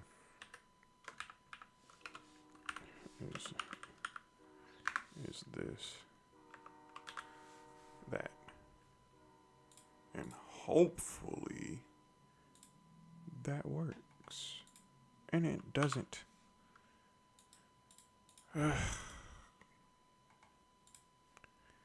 Maybe if I take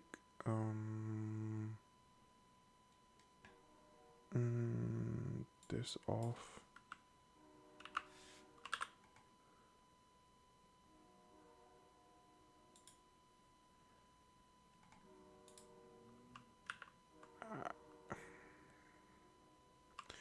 I should have never. Hold up. Because I'm doing something that this works great. This works fine. But man,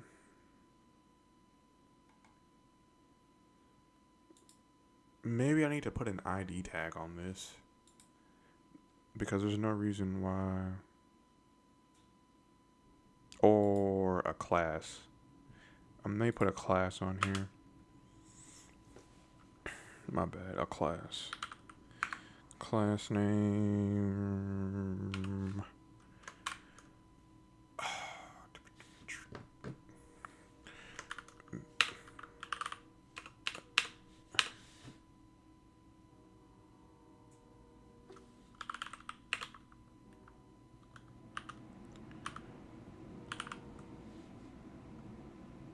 Headliner. Boom. Okay. Now.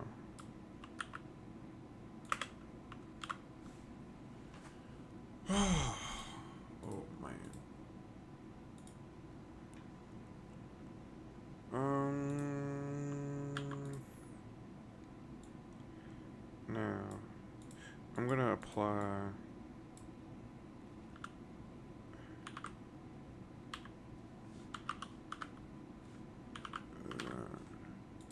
Ugh. Okay, wait. What? What's going on?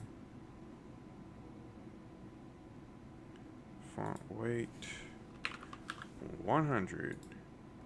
Why?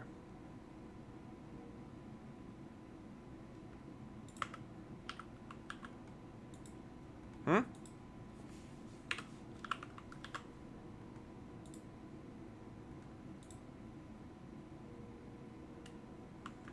Something about this just isn't right. Like,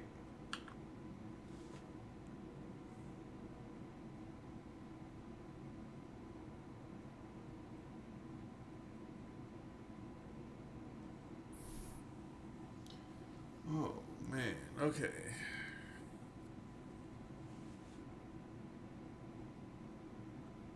What can I do to make this work?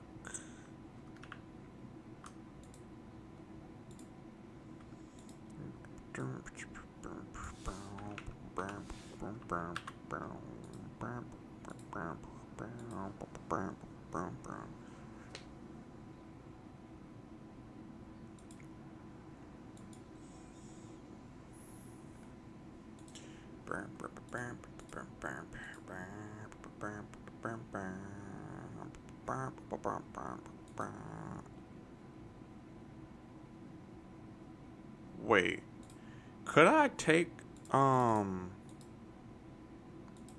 the active tag off of this somehow? Like,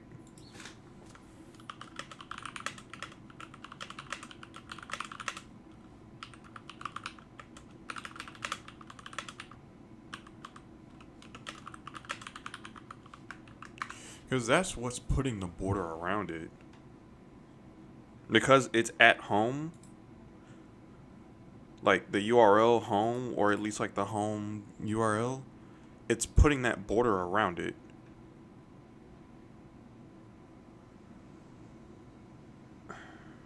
What?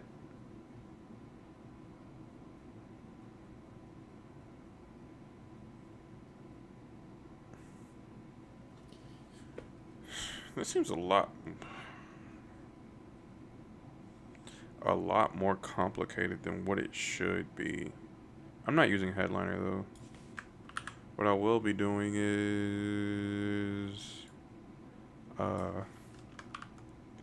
putting this right here, taking that away. I'm not going to be using a headliner. What I am going to be doing is using what they gave me. Wait.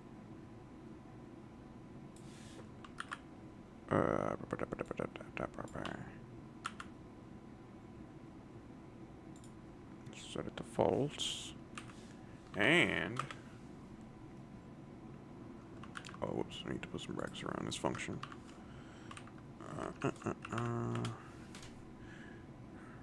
Remove. Actually,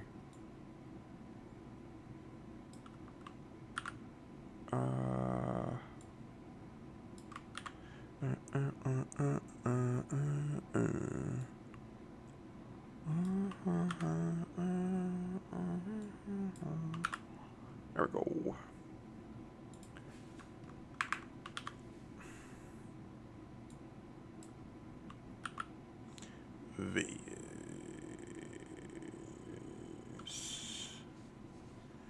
What? Yeah, I wouldn't use this. Because what is Viz used for? Oh, something completely different.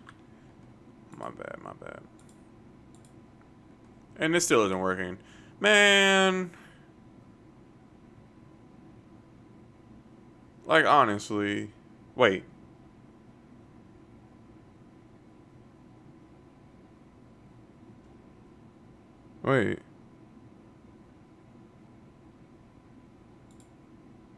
I mean, me having that headliner doesn't affect anything.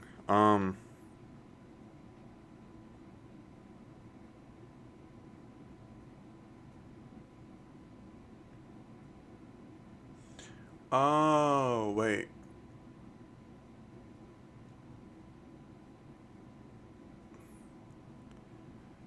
I need to figure out a way that checks where I am. I may use, yeah, this. Um,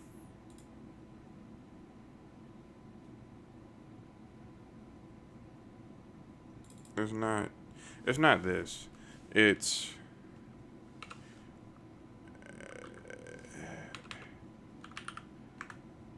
Uh,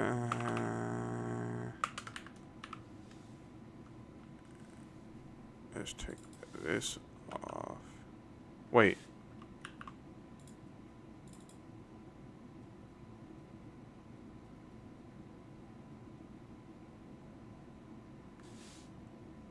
That wouldn't change anything. That wouldn't change anything because like it's the React Writer DOM doing that.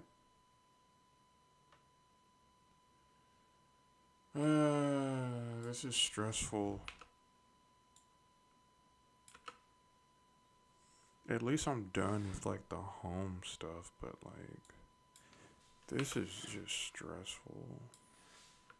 Let me take this out. Let me take this out. Man, this is horrible. I need to figure out. Oh, wait, whoops, sorry. I need to figure out class.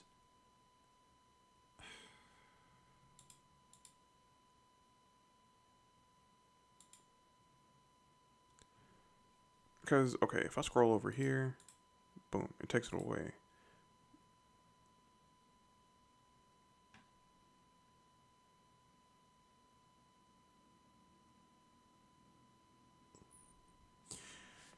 Huh. This kind of doesn't. Wait a minute. Would I? Oh, wait. Would I just use link? Wait. Because I don't think link uses the what? Where is this? Whoops. It's right here. Only right here. I don't think link applies that active tag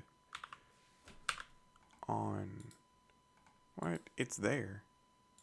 I took it away whenever I backtracked. But ooh.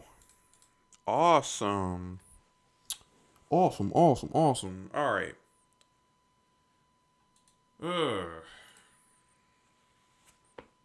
Luckily I thought of that.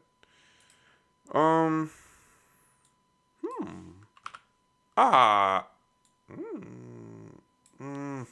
I would say like at least it's like responding correctly. But then again, I'm not even gonna be using that. Like actually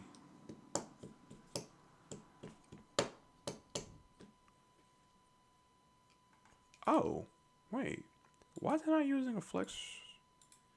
Why is it not using a wrap? Like a wait. Flex wrap. I should be using a wrap. Cool. This looks better. This looks better. Now, just to fix this, I guess I could apply a class on here. I guess I could apply a class right here. It would have to be up here. And not on the H1, sorry. Not on the H1. Because that H1 is less than, like, it's a child of the anchor tag, so.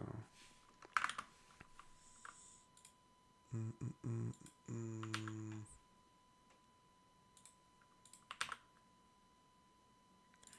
Let me.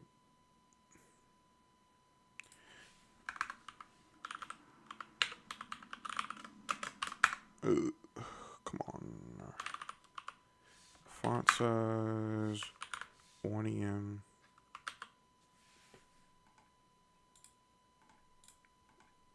Font weight. I would need to fix that. Well, one, the color, and the font weight. I would need. Let's see what 200 looks like.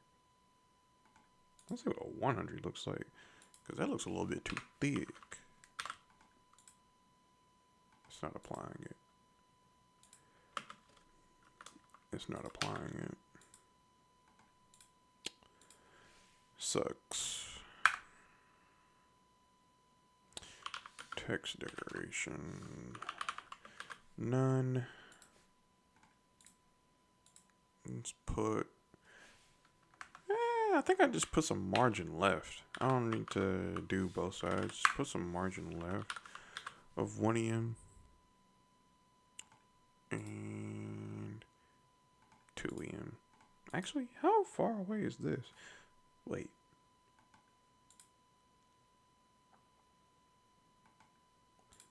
This.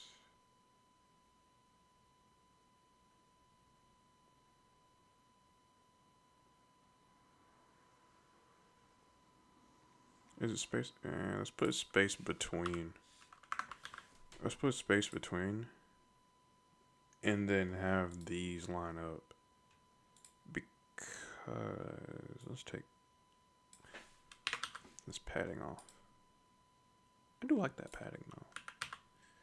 Then let's apply it to top nav. Let's put some padding in top nav.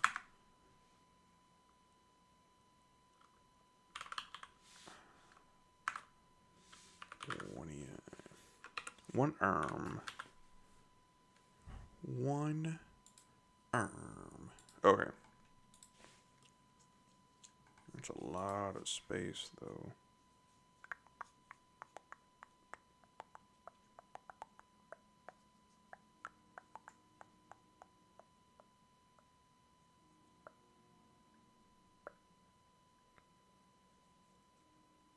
What?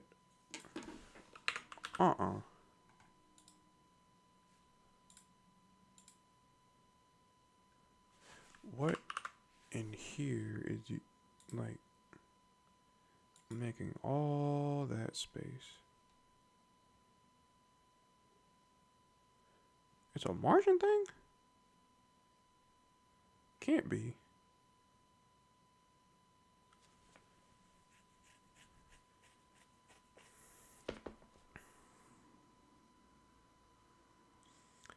Fine, let's take the padding off. Fine, let's take the padding off.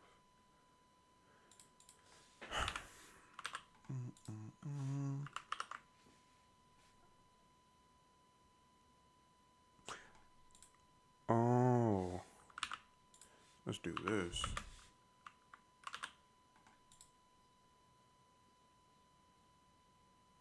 Now that lines up.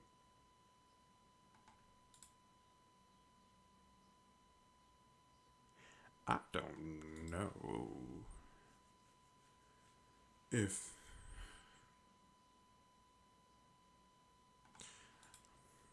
let's do this. Image. Margin right. 2E and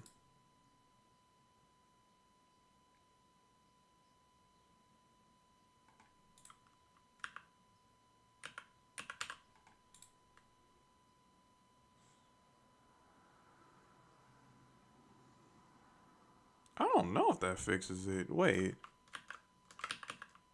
Please.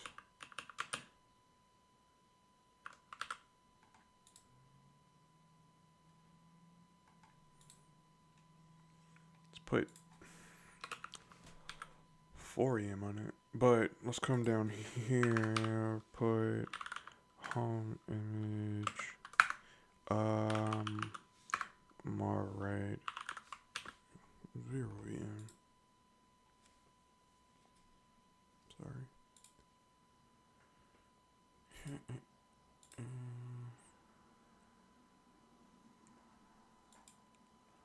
Ooh, the drop.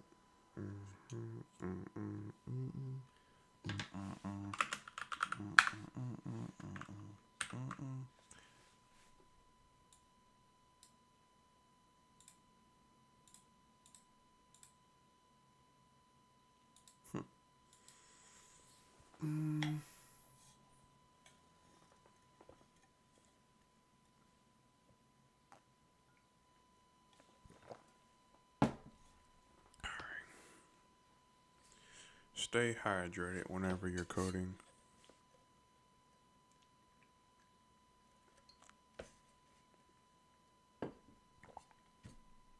They both have water in them. It's just that this one's colder. So, but there's also less in this one. Like I'm about to swallow away from being empty. Yeah.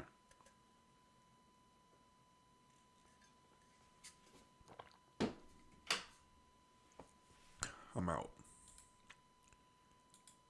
Now I have room temperature water now.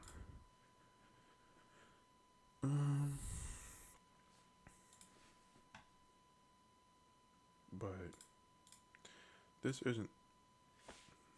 What? Come on, bruh.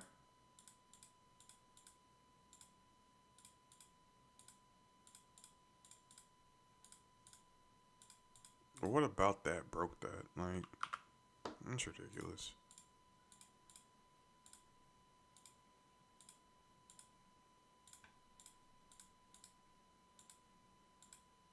Yeah, what about that broke that?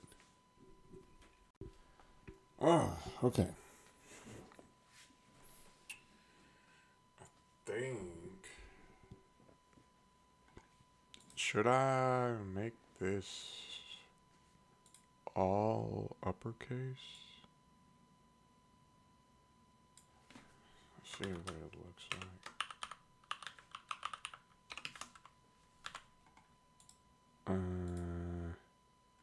No.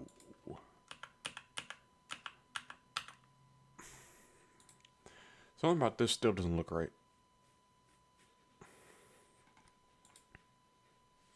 It may be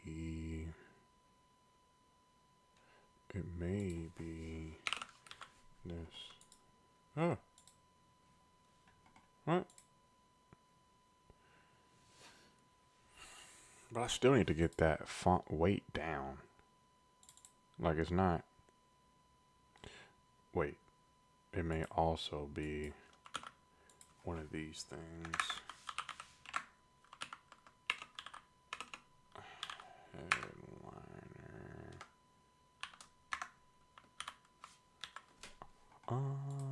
Please.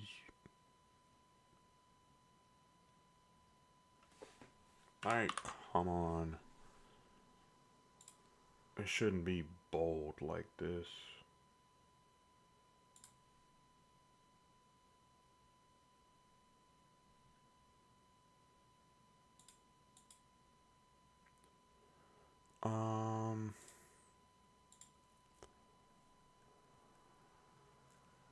Huh? But like, okay. Now what?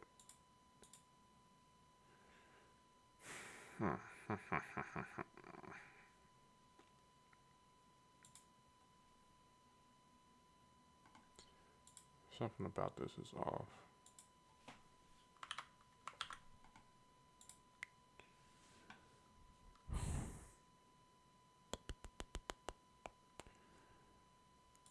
If y'all see any improvements that I can make, like visually, like styling or anything, let me know. I'll hear you out. But If y'all like it like this, if this looks good to y'all, I'll keep it like this. But I really want to make this font weight a little bit slimmer. Like, there's no reason why this should be that bold to me. Like, this is ridiculous. This is.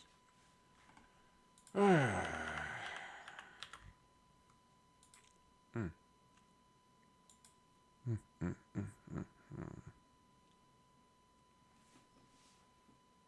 But thank y'all for tuning in and everything. And ow. Yeah. I wonder what tag is that I'm using. Here's H1. Is any of this conflicting with it?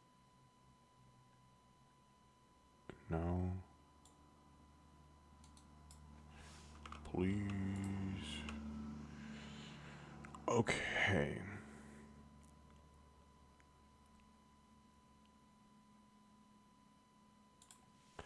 Let's try right here. Oh. Let's try font weight right here. Okay, so it applies right there.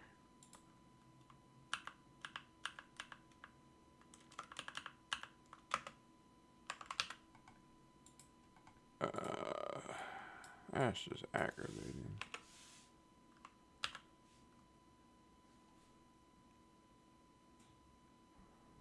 But if I do this, what happens? Oh.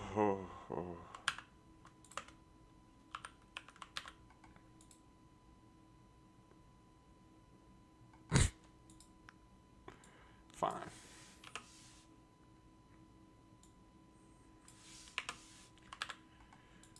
Let's put that 2, 3. This actually looks a lot better to me. This looks 10 times better to me.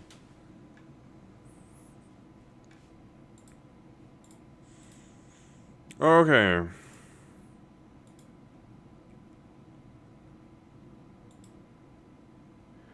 Now let's start building out the about.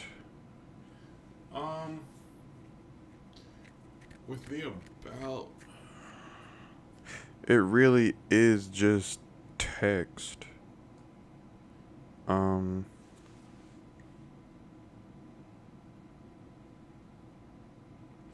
would probably implement a carousel that's similar to the one that I had showed earlier with buttons. Or I could do, well, with buttons, but also like the little like indicator of where you are in the carousel under it. I could do that. But essentially what it would be is first this. I can make a slide for this. A slide. Huh. I could really make a slide for each paragraph if I wanted to. I could really make a slide for each paragraph. Ooh, what I could do is like, okay, wait, let me show y'all what I just thought of.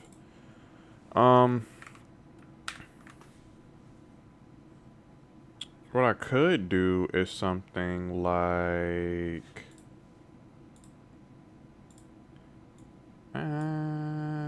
here we are.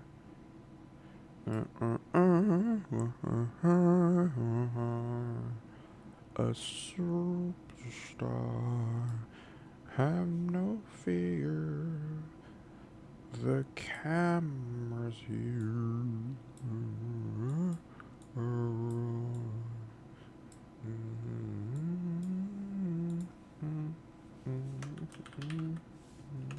Miss on. Bow. Boom. And then as they scroll, it's like Apple style type of stuff. It's Like how Apple or like a tech company that has like hardware, they're showing off like their hardware. Little description right here, and then uh, image right here. This could be another headshot or one of the things that she has sent me. Could be that right here. Another one right here. And another one associated with it right here. That may be what I do.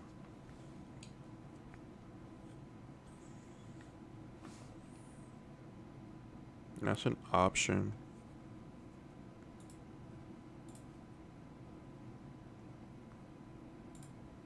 Just make it responsive on mobile side. I th-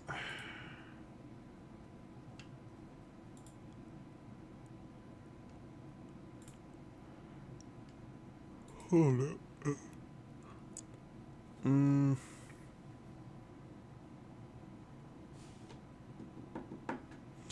I say that, but as opposed to what I have right here, I could go ahead and make. What was I thinking of doing? Like a. Actually, I think what I was thinking of doing before seems a little bit less modern than this.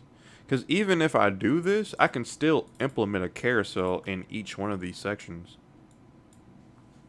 Sorry. I can still implement a carousel in each one of these sections. Have like the description, like the first paragraph right here, and then like um, two buttons. Like, uh, uh, uh, oh, come on. Well, y'all get it. Just make more of these. And then just flip it. How would I flip this? Ooh. But y'all get it.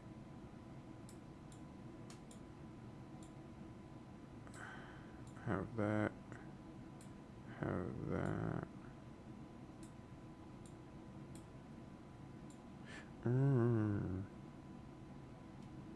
Mm.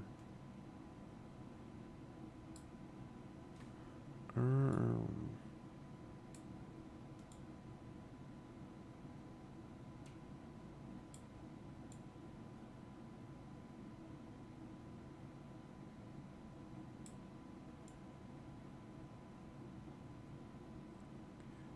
Why is this positioned so badly?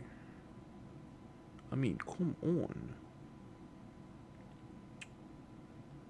Bet. I mean, come on.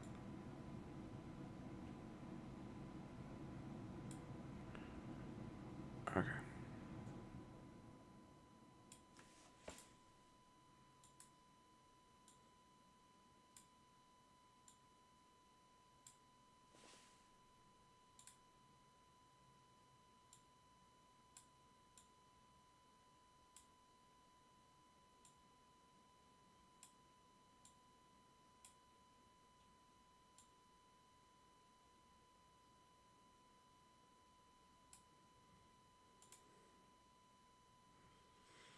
Mm, mm, mm, mm, mm.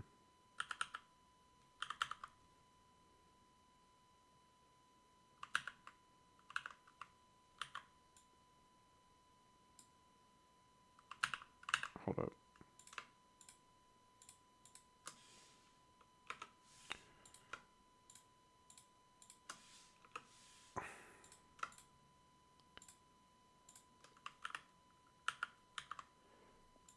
There we go.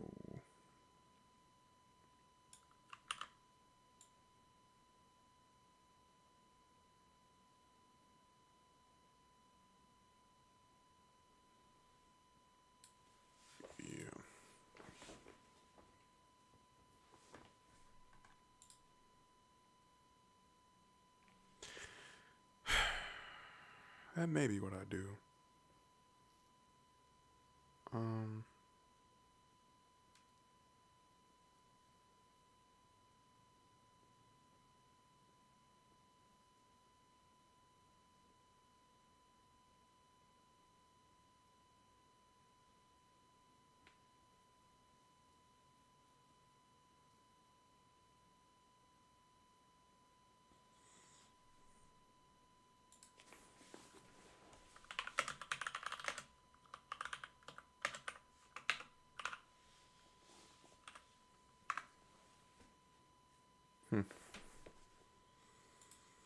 Okay.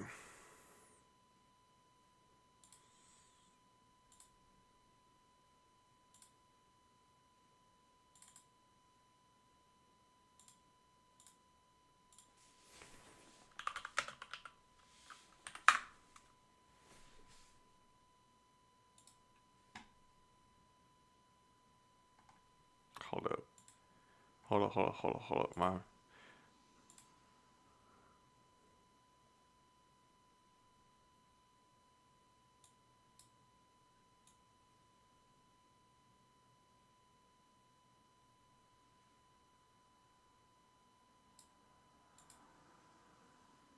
man.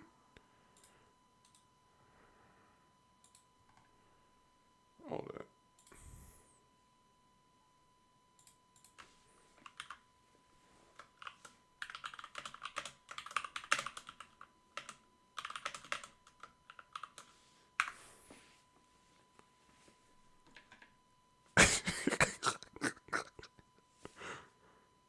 uh.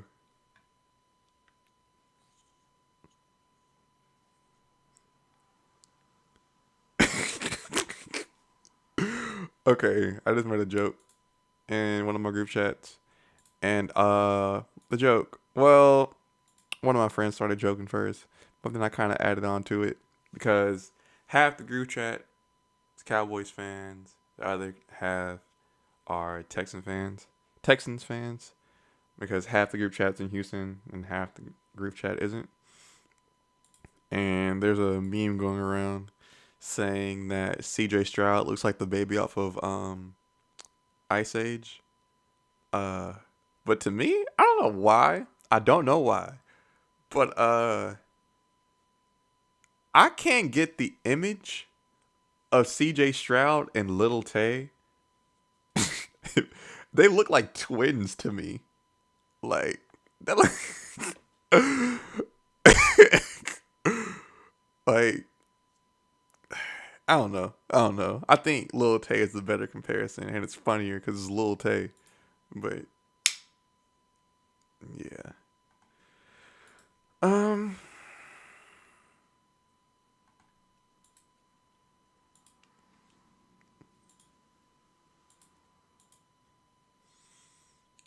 Mm, mm,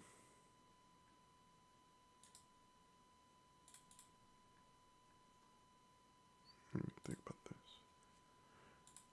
I think I have everything, like all of this right here. I think that's the style that I'm gonna go with. I don't want to clutter the page up too much, but um, I know I've been playing a podcast the whole time, but I may take like a 25-minute break and just watch the podcast, decompress a little bit, and then hit the about page, and then from there I should be calling it a stream. Maybe 20 minutes, so I can get a little bit more progress done on the about page. But let me go ahead and supersize it. And where's the clock at? Clock.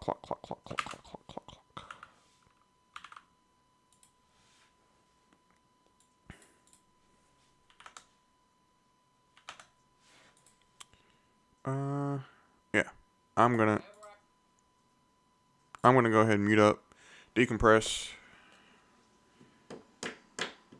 Hopefully, it's not too bad for y'all, but I need to take a little bit of a break. So, yeah. Later. I can do. Them young niggas was breaking in houses because they said, yo, you got to have shock value if you want to go viral. And it's like, y'all putting y'all life on the line for this shit. Because it's fuck what we doing. We getting money, but we paid though. And you right. Black folks and some other folks, we got a bad habit of saying, oh, they got money though. Yeah, oh, he getting look money though. Yo, don't stop. Why y'all knocking what he doing? Why y'all knocking what she doing? They get in a bag. We do that a lot. Mm-hmm. Oh, but they get in a bag though. Why y'all hating? Yeah, like, oh, but they get in a bag. Why would you? Come on, bro. I don't really fuck with it. Tech Corner's back. You know what they used to do? We gotta find a real graphic. Wow. Couple things for the Tech Corner this week. Apple has already sold 180,000 of the Vision Pro headsets, which is a $630 million profit, and nobody has tried one on. There are no active reviewers that have reviewed it. People just... Yes, there are. Nobody owns it and can hold it by themselves. Oh, nobody There's owns people that have seen it, but nobody says, I've had the Apple Vision Pro for a week, and this is what it's about. Marcus Brownlee just posted about it and was talking about how... You see what he said? Yeah. Dog, me and A-Train got the MetaQuest. Expensive. It is. It's too expensive to just blindly justify. And Marcus Brownlee was saying, shout out to Marcus Brownlee. Man, he's a legend. He's a legend on the YouTube. He's a legend in my eyes. Marcus Brownlee. He got diamond plaque. Black excellence, baby. We gonna let him see. Hey, that rhyme with Brownlee. Yeah, it did. But he was talking about how it's just a heavy ass investment. You know, the Vision Pro is Apple's VR joint. Apple but where the MetaQuest costs $200, $250. Brand new MetaQuest 3 will cost you $399, maybe $499. $499. This joint costs $3,500. That's why they sold 108, but they sold 180,000 of them already. And that's not honest. That makes sense to me. Dog, you know how many people want to buy and be the first to have that Apple Vision Pro? Marcus Brownlee was talking about how heavy it was. Then he made another tweet saying, oh, played with it again today. It was dope, but man, it's heavy. Then he made like a third day tweet where he was like, day 3, all I'm thinking about is, man, this is heavy. Hey, look. Damn. Me and A-Train both got the MetaQuest 2 last year, right before they announced the damn 3. I got it for our birthday, I think. And, bro, we loved going into the metaverse together. That was one of the biggest highlights of us last year. However, one thing we both could admit is that fucking headset was heavy as hell.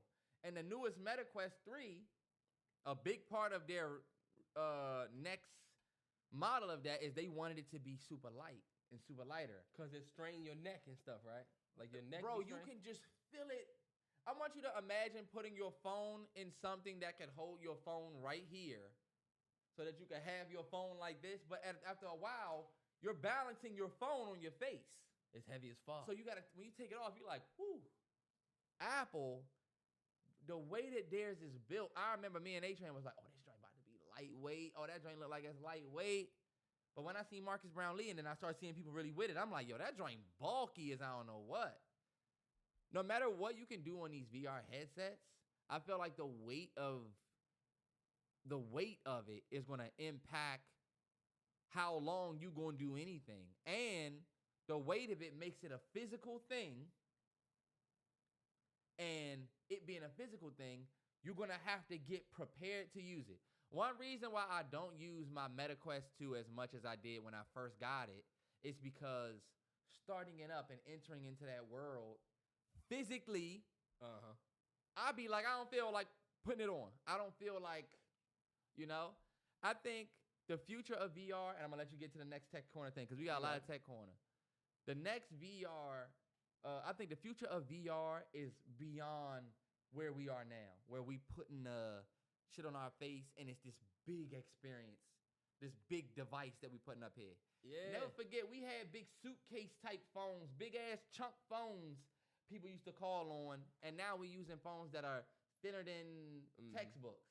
Remember the Google Glass that was supposed to come out? It was the small eyeglass size joint. But it just can't do everything. And it will get smaller, hopefully. It will. And I think the future is to start small. I would buy a pair of glasses that, let's say like this. You buy a pair of glasses that have Bluetooth.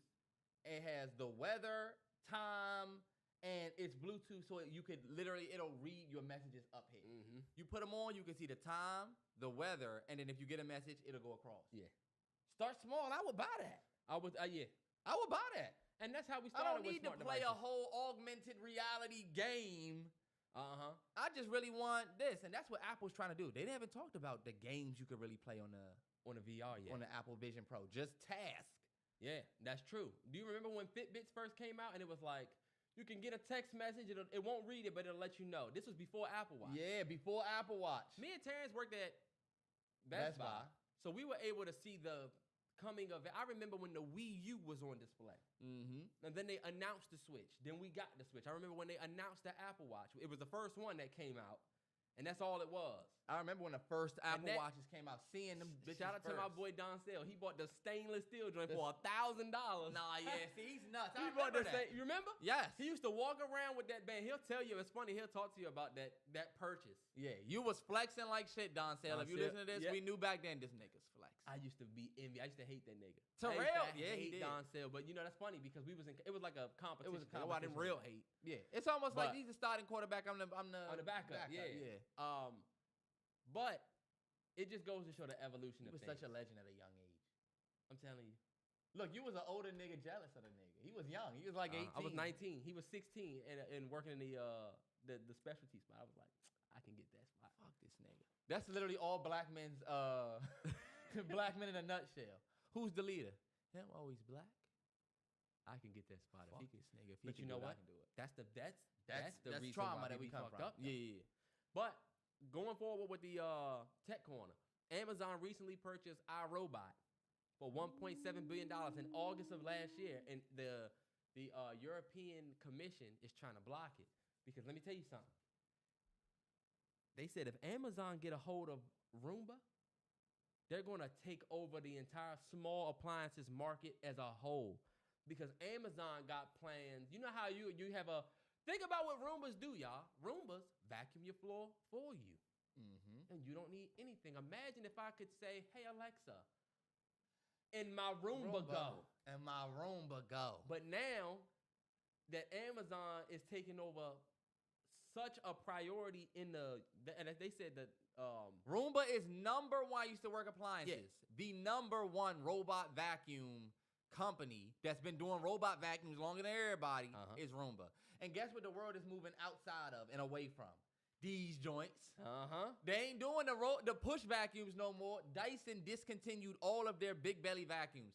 I call it big belly if you got the joint. The animals, they got rid of all the animal that I have, discontinued. You can only get the little multi-floor animal joint. Oh, yeah. You might be able to get the animal that I got, but they used to be all of the battery joints and them robot. Yeah.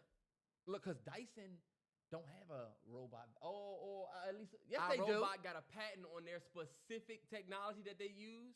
Dyson does have one. So that's why you could get a joint from Amazon. You can get the Samsung joint. You can get the Epson joint. The Veed 890. Remember the Samsung joint? Yeah. But it's just something about that technology. And now it's in the hands of the biggest fucking technology company in the world. Right. Yeah. So a lot of people are worried about what that's going to lead to. So they're trying to protect margins from other places. But going forward, another thing that just happened, Apple is now the biggest phone manufacturer in the world. Overtook Samsung for the first time in 12 years. And that's huge. After a record low year in telephone sales. This was last year we sold the least amount of cell phones we have sold in, I think, 20 years. Man.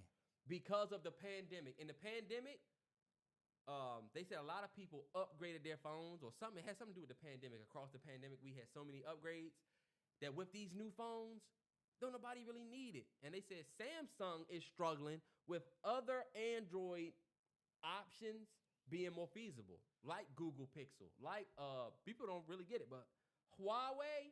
Hell yeah. Because guess what? You can get a great-ass phone at a way better price than a fucking Samsung. And what's crazy about that is even with all of that, because you can get a Samsung for like $79. Yeah. Even with all of their devices, they still sold less, and everybody sold less than iPhone. iPhone is the biggest platform, and it's a huge W, they said, for Apple, because for a long time, Samsung got to run with the biggest phone manufacturer because they're the biggest in appliance. They're the biggest in television, but they're no longer the biggest in phones. It's Apple. Apple, to me, though, y'all haven't really been coming with nothing special the last 3-4 phones. That's true. Like, they thought it was so dope, this feature at one point. Y'all remember? Notch, yeah, the new one has the notch and your AT&T and your stuff's going to be... We don't give a fuck about that. Then look, no notch, a circle. Yep. And then your phone call will come up here. We don't give a fuck, dog. Y'all used to introduce such dope stuff that I understand creatively. It might be a ceiling that we will see hit, bro. I'm telling y'all. We ain't going to be using iPhones. Terrell, Crew not going to be calling you on no fucking iPhone? Yes, he will. He won't, bro. Y'all think we're going to be using an iPhone 30? No. Well, who is going to take over? Do you think it's going to be still an Apple something? Y'all don't realize that we are currently slaves to the only communications that we have been introduced to. But all it takes is for you to be introduced to a new technology, and it'll make you put that iPhone down. I can attest to this. When me and A-Train first got the MetaQuest Pro, right? Oh, I'm sorry, the MetaQuest 2 last year. And we enter into the, no case? No pop socket. No pop socket, man. I'm an OG. I used to work AT&T. I worked at the AT&T store. I'm one of them niggas. Yeah. You know what I'm saying? I say the N-word too damn much. Yeah, you do. Anyway, when me and A-Train got that MetaQuest 2, bro, we did not want to get on the phone. I would say, hey, I'm going to talk to you when I go home. I could not wait to put my headset on and see her little digital body over there. And we had a digital relationship. It was brand new, and we fucked with it. And if it was easier, we probably would be doing that over the iPhone. I was on the MetaQuest saying, how can I get my iMessage on here? How can I get my messages to come here? And I said, you know what? My curiosity is because, like you just said, iPhone probably ain't reporting, oh yeah, y'all the biggest manufacturer, but y'all ain't been selling phones like y'all used to. That's for sure. I told you this has been the biggest drop. It was the biggest drop. It's the biggest drop because, bro, people, we done seen what an iPhone can do. We good with the one that we got. We know what it's going to come with. But, bro, I'm telling you, there is something that's going to come, pause, in the future that I swear it won't be an iPhone. It's going to be like, yo, I'm going to just use this thing because, look, I can get my... I told A-Train, I said, fuck an iPhone. Me and you together, let's turn out shit and then get pixels. And she aired me out on Twitter. Yeah, because fuck that. She Kiki Palmer'd me. She Darius'd me. Apple charged a 30% fee for big app developers to use the App Store platform to sell their next game. If you, Infinity Ward, Epic Games, y'all want to launch an app version, if you want it to be in the Apple Store, we're going to charge you a 30% rate. Hell yeah. And they charge smaller developers 15%. And they charge some developers nothing. So there was these big lawsuits, and Apple came out and said, you know what? We're not going to charge anybody anything. Because think about it. We're going to charge you a 30% flat rate on revenue. You know what I'm saying? But whatever you do in-app, you good. Now, what Apple has done is everybody can be in the App Store, whoever you want to be. Everybody is going to pay that $0. Because big game developers and big app developers, they were getting mad at the fact that it's not a standard, it's not like a flat rate for everybody. Some people got to pay the 30%, but if you're smaller, you don't have to pay shit. Or if you're if you got a little bit more, whatever, you got to pay 15% or whatever. So they was like, all right, bet. Nobody has to pay anything. But now, if you have any in-app purchases or in-app calls to action, Apple gets 27% of that. If it's an app, if you download, if it was an App Store download. Spotify came out publicly yesterday and called out Apple and said it's bullshit. This bullshit. They're just doing anything to protect profits. Apple came back and said, take your app out of our store then. Yeah, take your app out of our store then. Because you know Spotify and Apple don't fuck with each other. Yeah, of course. So But like, Spotify comes out publicly and said that. Tim Cook's like, okay, you don't have to use our platform. See how many people download your app without us. Yeah, I just became the biggest phone manufacturer. Yeah. You can't fuck with me. You need people downloading Spotify on their iPhone. Exactly. That's why they said, oh, the news of biggest phone manufacturer comes out, the rate change in Apple, Spotify gets pissed. Tim Cook's like, take your app away then. And that's what you call, you know how they say, Tim Cook is being Marlo. The price of the brick going up. Yeah. What the fuck y'all gonna do about it? Exactly. Nothing. There's nothing you can do. You're gonna be Method Man, or not Method, you're gonna be Cheese outside talking about, what Cheese say before he got shot? First of all, he was fucked up and spoiler alert for anybody who has not seen The Wire. He fucked over his uncle, got his uncle killed because he made a deal with Omar. Made a deal with Omar, got his uncle No, killed. not Omar, but with Marlo. We the streets now or some shit. And then that's why my man from D.C., Slim Charles, a.k.a. Big G and Juan Glover, had to tell him that was for Joe. Joe. If y'all haven't seen The Wire, man, If you haven't seen The Wire, you should feel uncultured. You should feel like, I swag when I surf. Now watch me surf and swag. But you really Taylor Swift. Look. You Taylor Swift because you ain't seen The Wire. How you feel about us celebrating 25 years of The Sopranos? You see that? 25-year anniversary? I love it. Great show. Great show. Y'all should watch that one. Definitely watch that one. Mr. Beast posted his first video on Twitter only, on X only. Meaning he didn't upload to YouTube. He uploaded the full video on X, Twitter, because he said he was very curious what his ad revenue payout was going to be from that tweet. Yeah. Because, Elon paying people for tweets, even though it don't be shit for real. So, as opposed to uploading what normally his videos go crazy, 10 million, 15 million. So, he uploaded his video to Twitter, and Elon loved the fact that he did it. You got the biggest YouTuber uploading directly to Twitter. So, he uploaded it. The joint got like 150 million impressions or whatever. And the joint ended up making him $250,000. One video. One tweet. Because everybody watched that Twitter. Now, he came out and said, I feel like, he said my video made over $250,000, but my impressions, he said it might be a little bit skewed because he said he think advertisers saw how good his video was doing and bought space on his.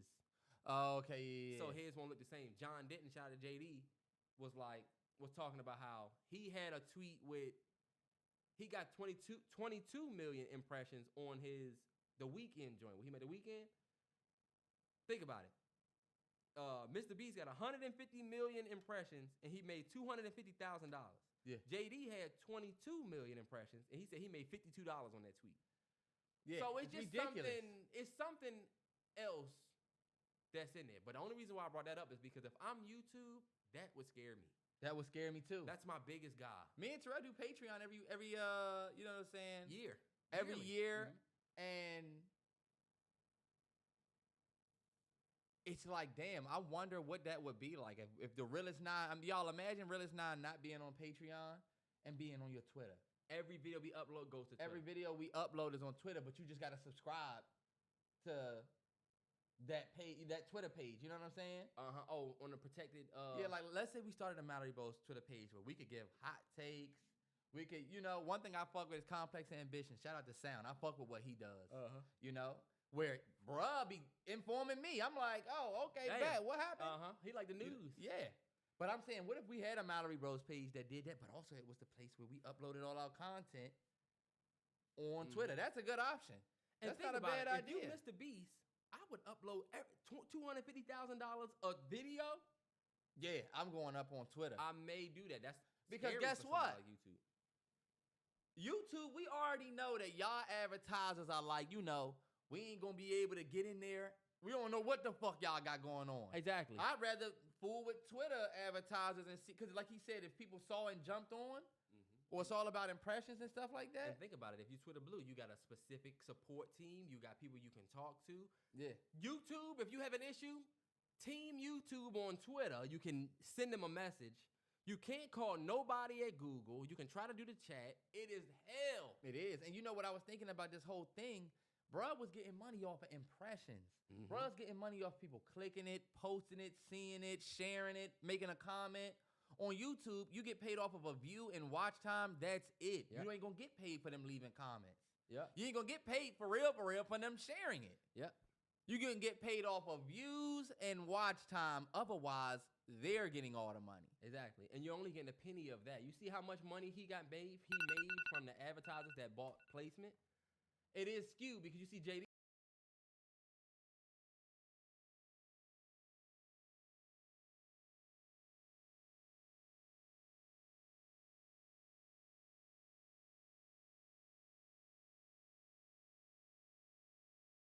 Okay, I'm back. I feel refreshed. I feel better. That was a really good conversation that they were having. I'll finish that later. How much time is left on that video? Oh, okay. I agree a lot with what they were saying. And it kind of put into perspective how in trouble Google really is. Puts it into perspective. With that conversation that they were having about Twitter and stuff. But also like the mobile phone market. Because like they're competing with Apple. So like maybe it's not 1-to-1 because Apple controls like iOS and everything, but Android controls or Google controls Android. So like yeah, at the end of the day they are an ad company. But I mean I don't know. I feel as though like this whole time they've been spending money like frivolously, and at this point, I don't know if they can like solve their money spending problem because they have their hands in so many buckets that they kind of have to like relinquish a lot of their power. Like I don't know, like they're too spread thin. Even though they're like pulling in so much money, they're spread thin when it comes to like having a focus on what their identity is. Like I said, they are an ad company, but all of their ventures outside of YouTube and search lose money. Like it's the equivalent of what the MetaQuest is for Meta. So, but that's just my opinion. That's just how I see things.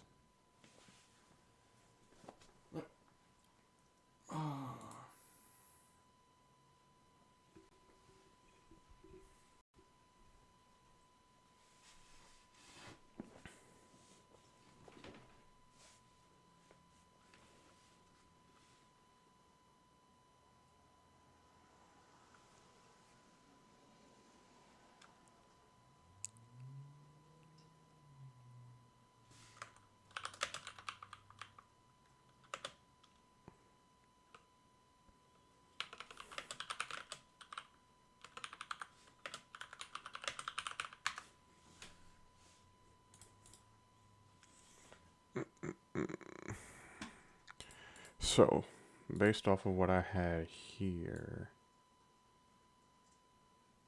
could I put that right? Oh, that's cool.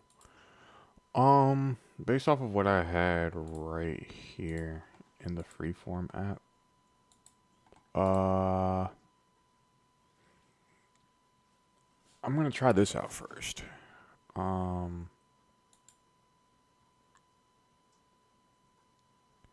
This is what I'm gonna do. Wait, let me. This could be a slide in this. This could be a second slide. This could be the third slide. Now, moving down here, this would be the vision portion. Slide, slide, slide. Now, that's about what the cause is and the purpose of her ministries. But now I have to what just happened?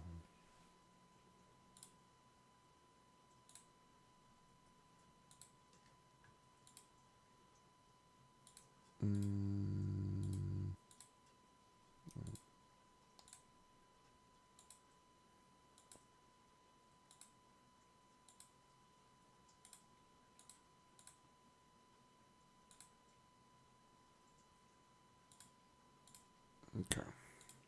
Now I have to think about this. I have to think about this right here. Where'd it go? This. This is a bio about who she is.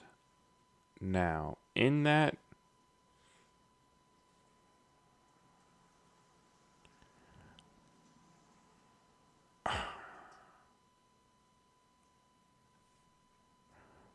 let me think about this. I could have like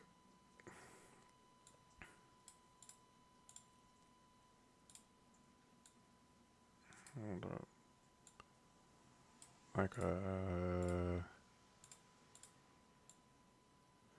Like a toggle like I have what's this file called? It could be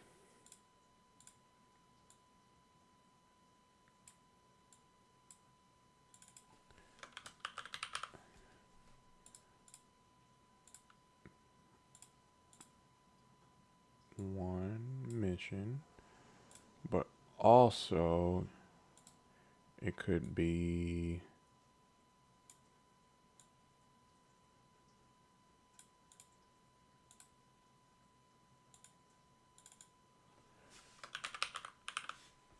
oops. It could be that.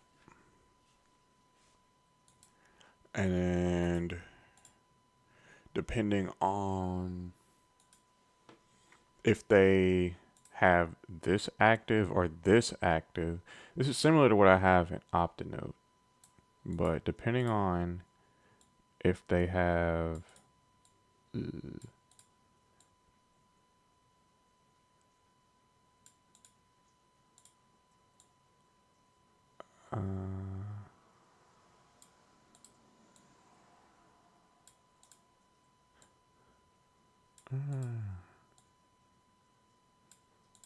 okay, sorry. What's up, Assad? How you look? How you living? How you doing? How you doing? Thanks for watching. Thanks for joining. Thanks for clicking. Wait, right now I'm trying to figure out like some CSS stuff, some visual stuff, some UI stuff. But this is like really bare bones stuff, and it may seem really like trash from the outside looking in, but I have a vision, and this is kind of how I like jot out my thoughts. This Freeform app is probably my favorite Apple app now. Like, yeah, this is my favorite Apple app. Especially with like building UI stuff and everything. Like, it's undefeated. Especially because of like the remove background and all like the tools that it has like available. If it actually like recognizes like what the picture is, like the parts that you want to remove, then yeah, it's undefeated. But then if it doesn't, then you have to kind of go outwards and search it online. But um, as it stands right now, this may be what I do. And then on the founder page, have a headshot like this or another one that she sent me and go about it like that.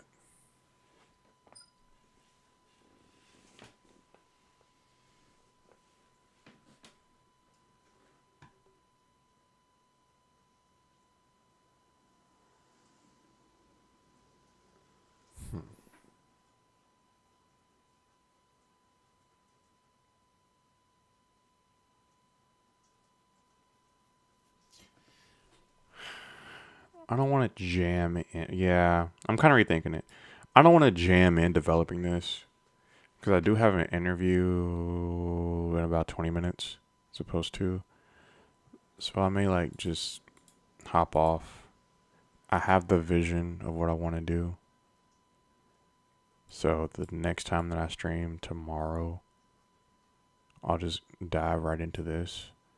I'm pretty free today, so it depends. It depends. But I'm going to go ahead and end the stream right now. It's been a good one. But yeah. Thanks for watching. Thanks for viewing. And yeah. Later, everybody.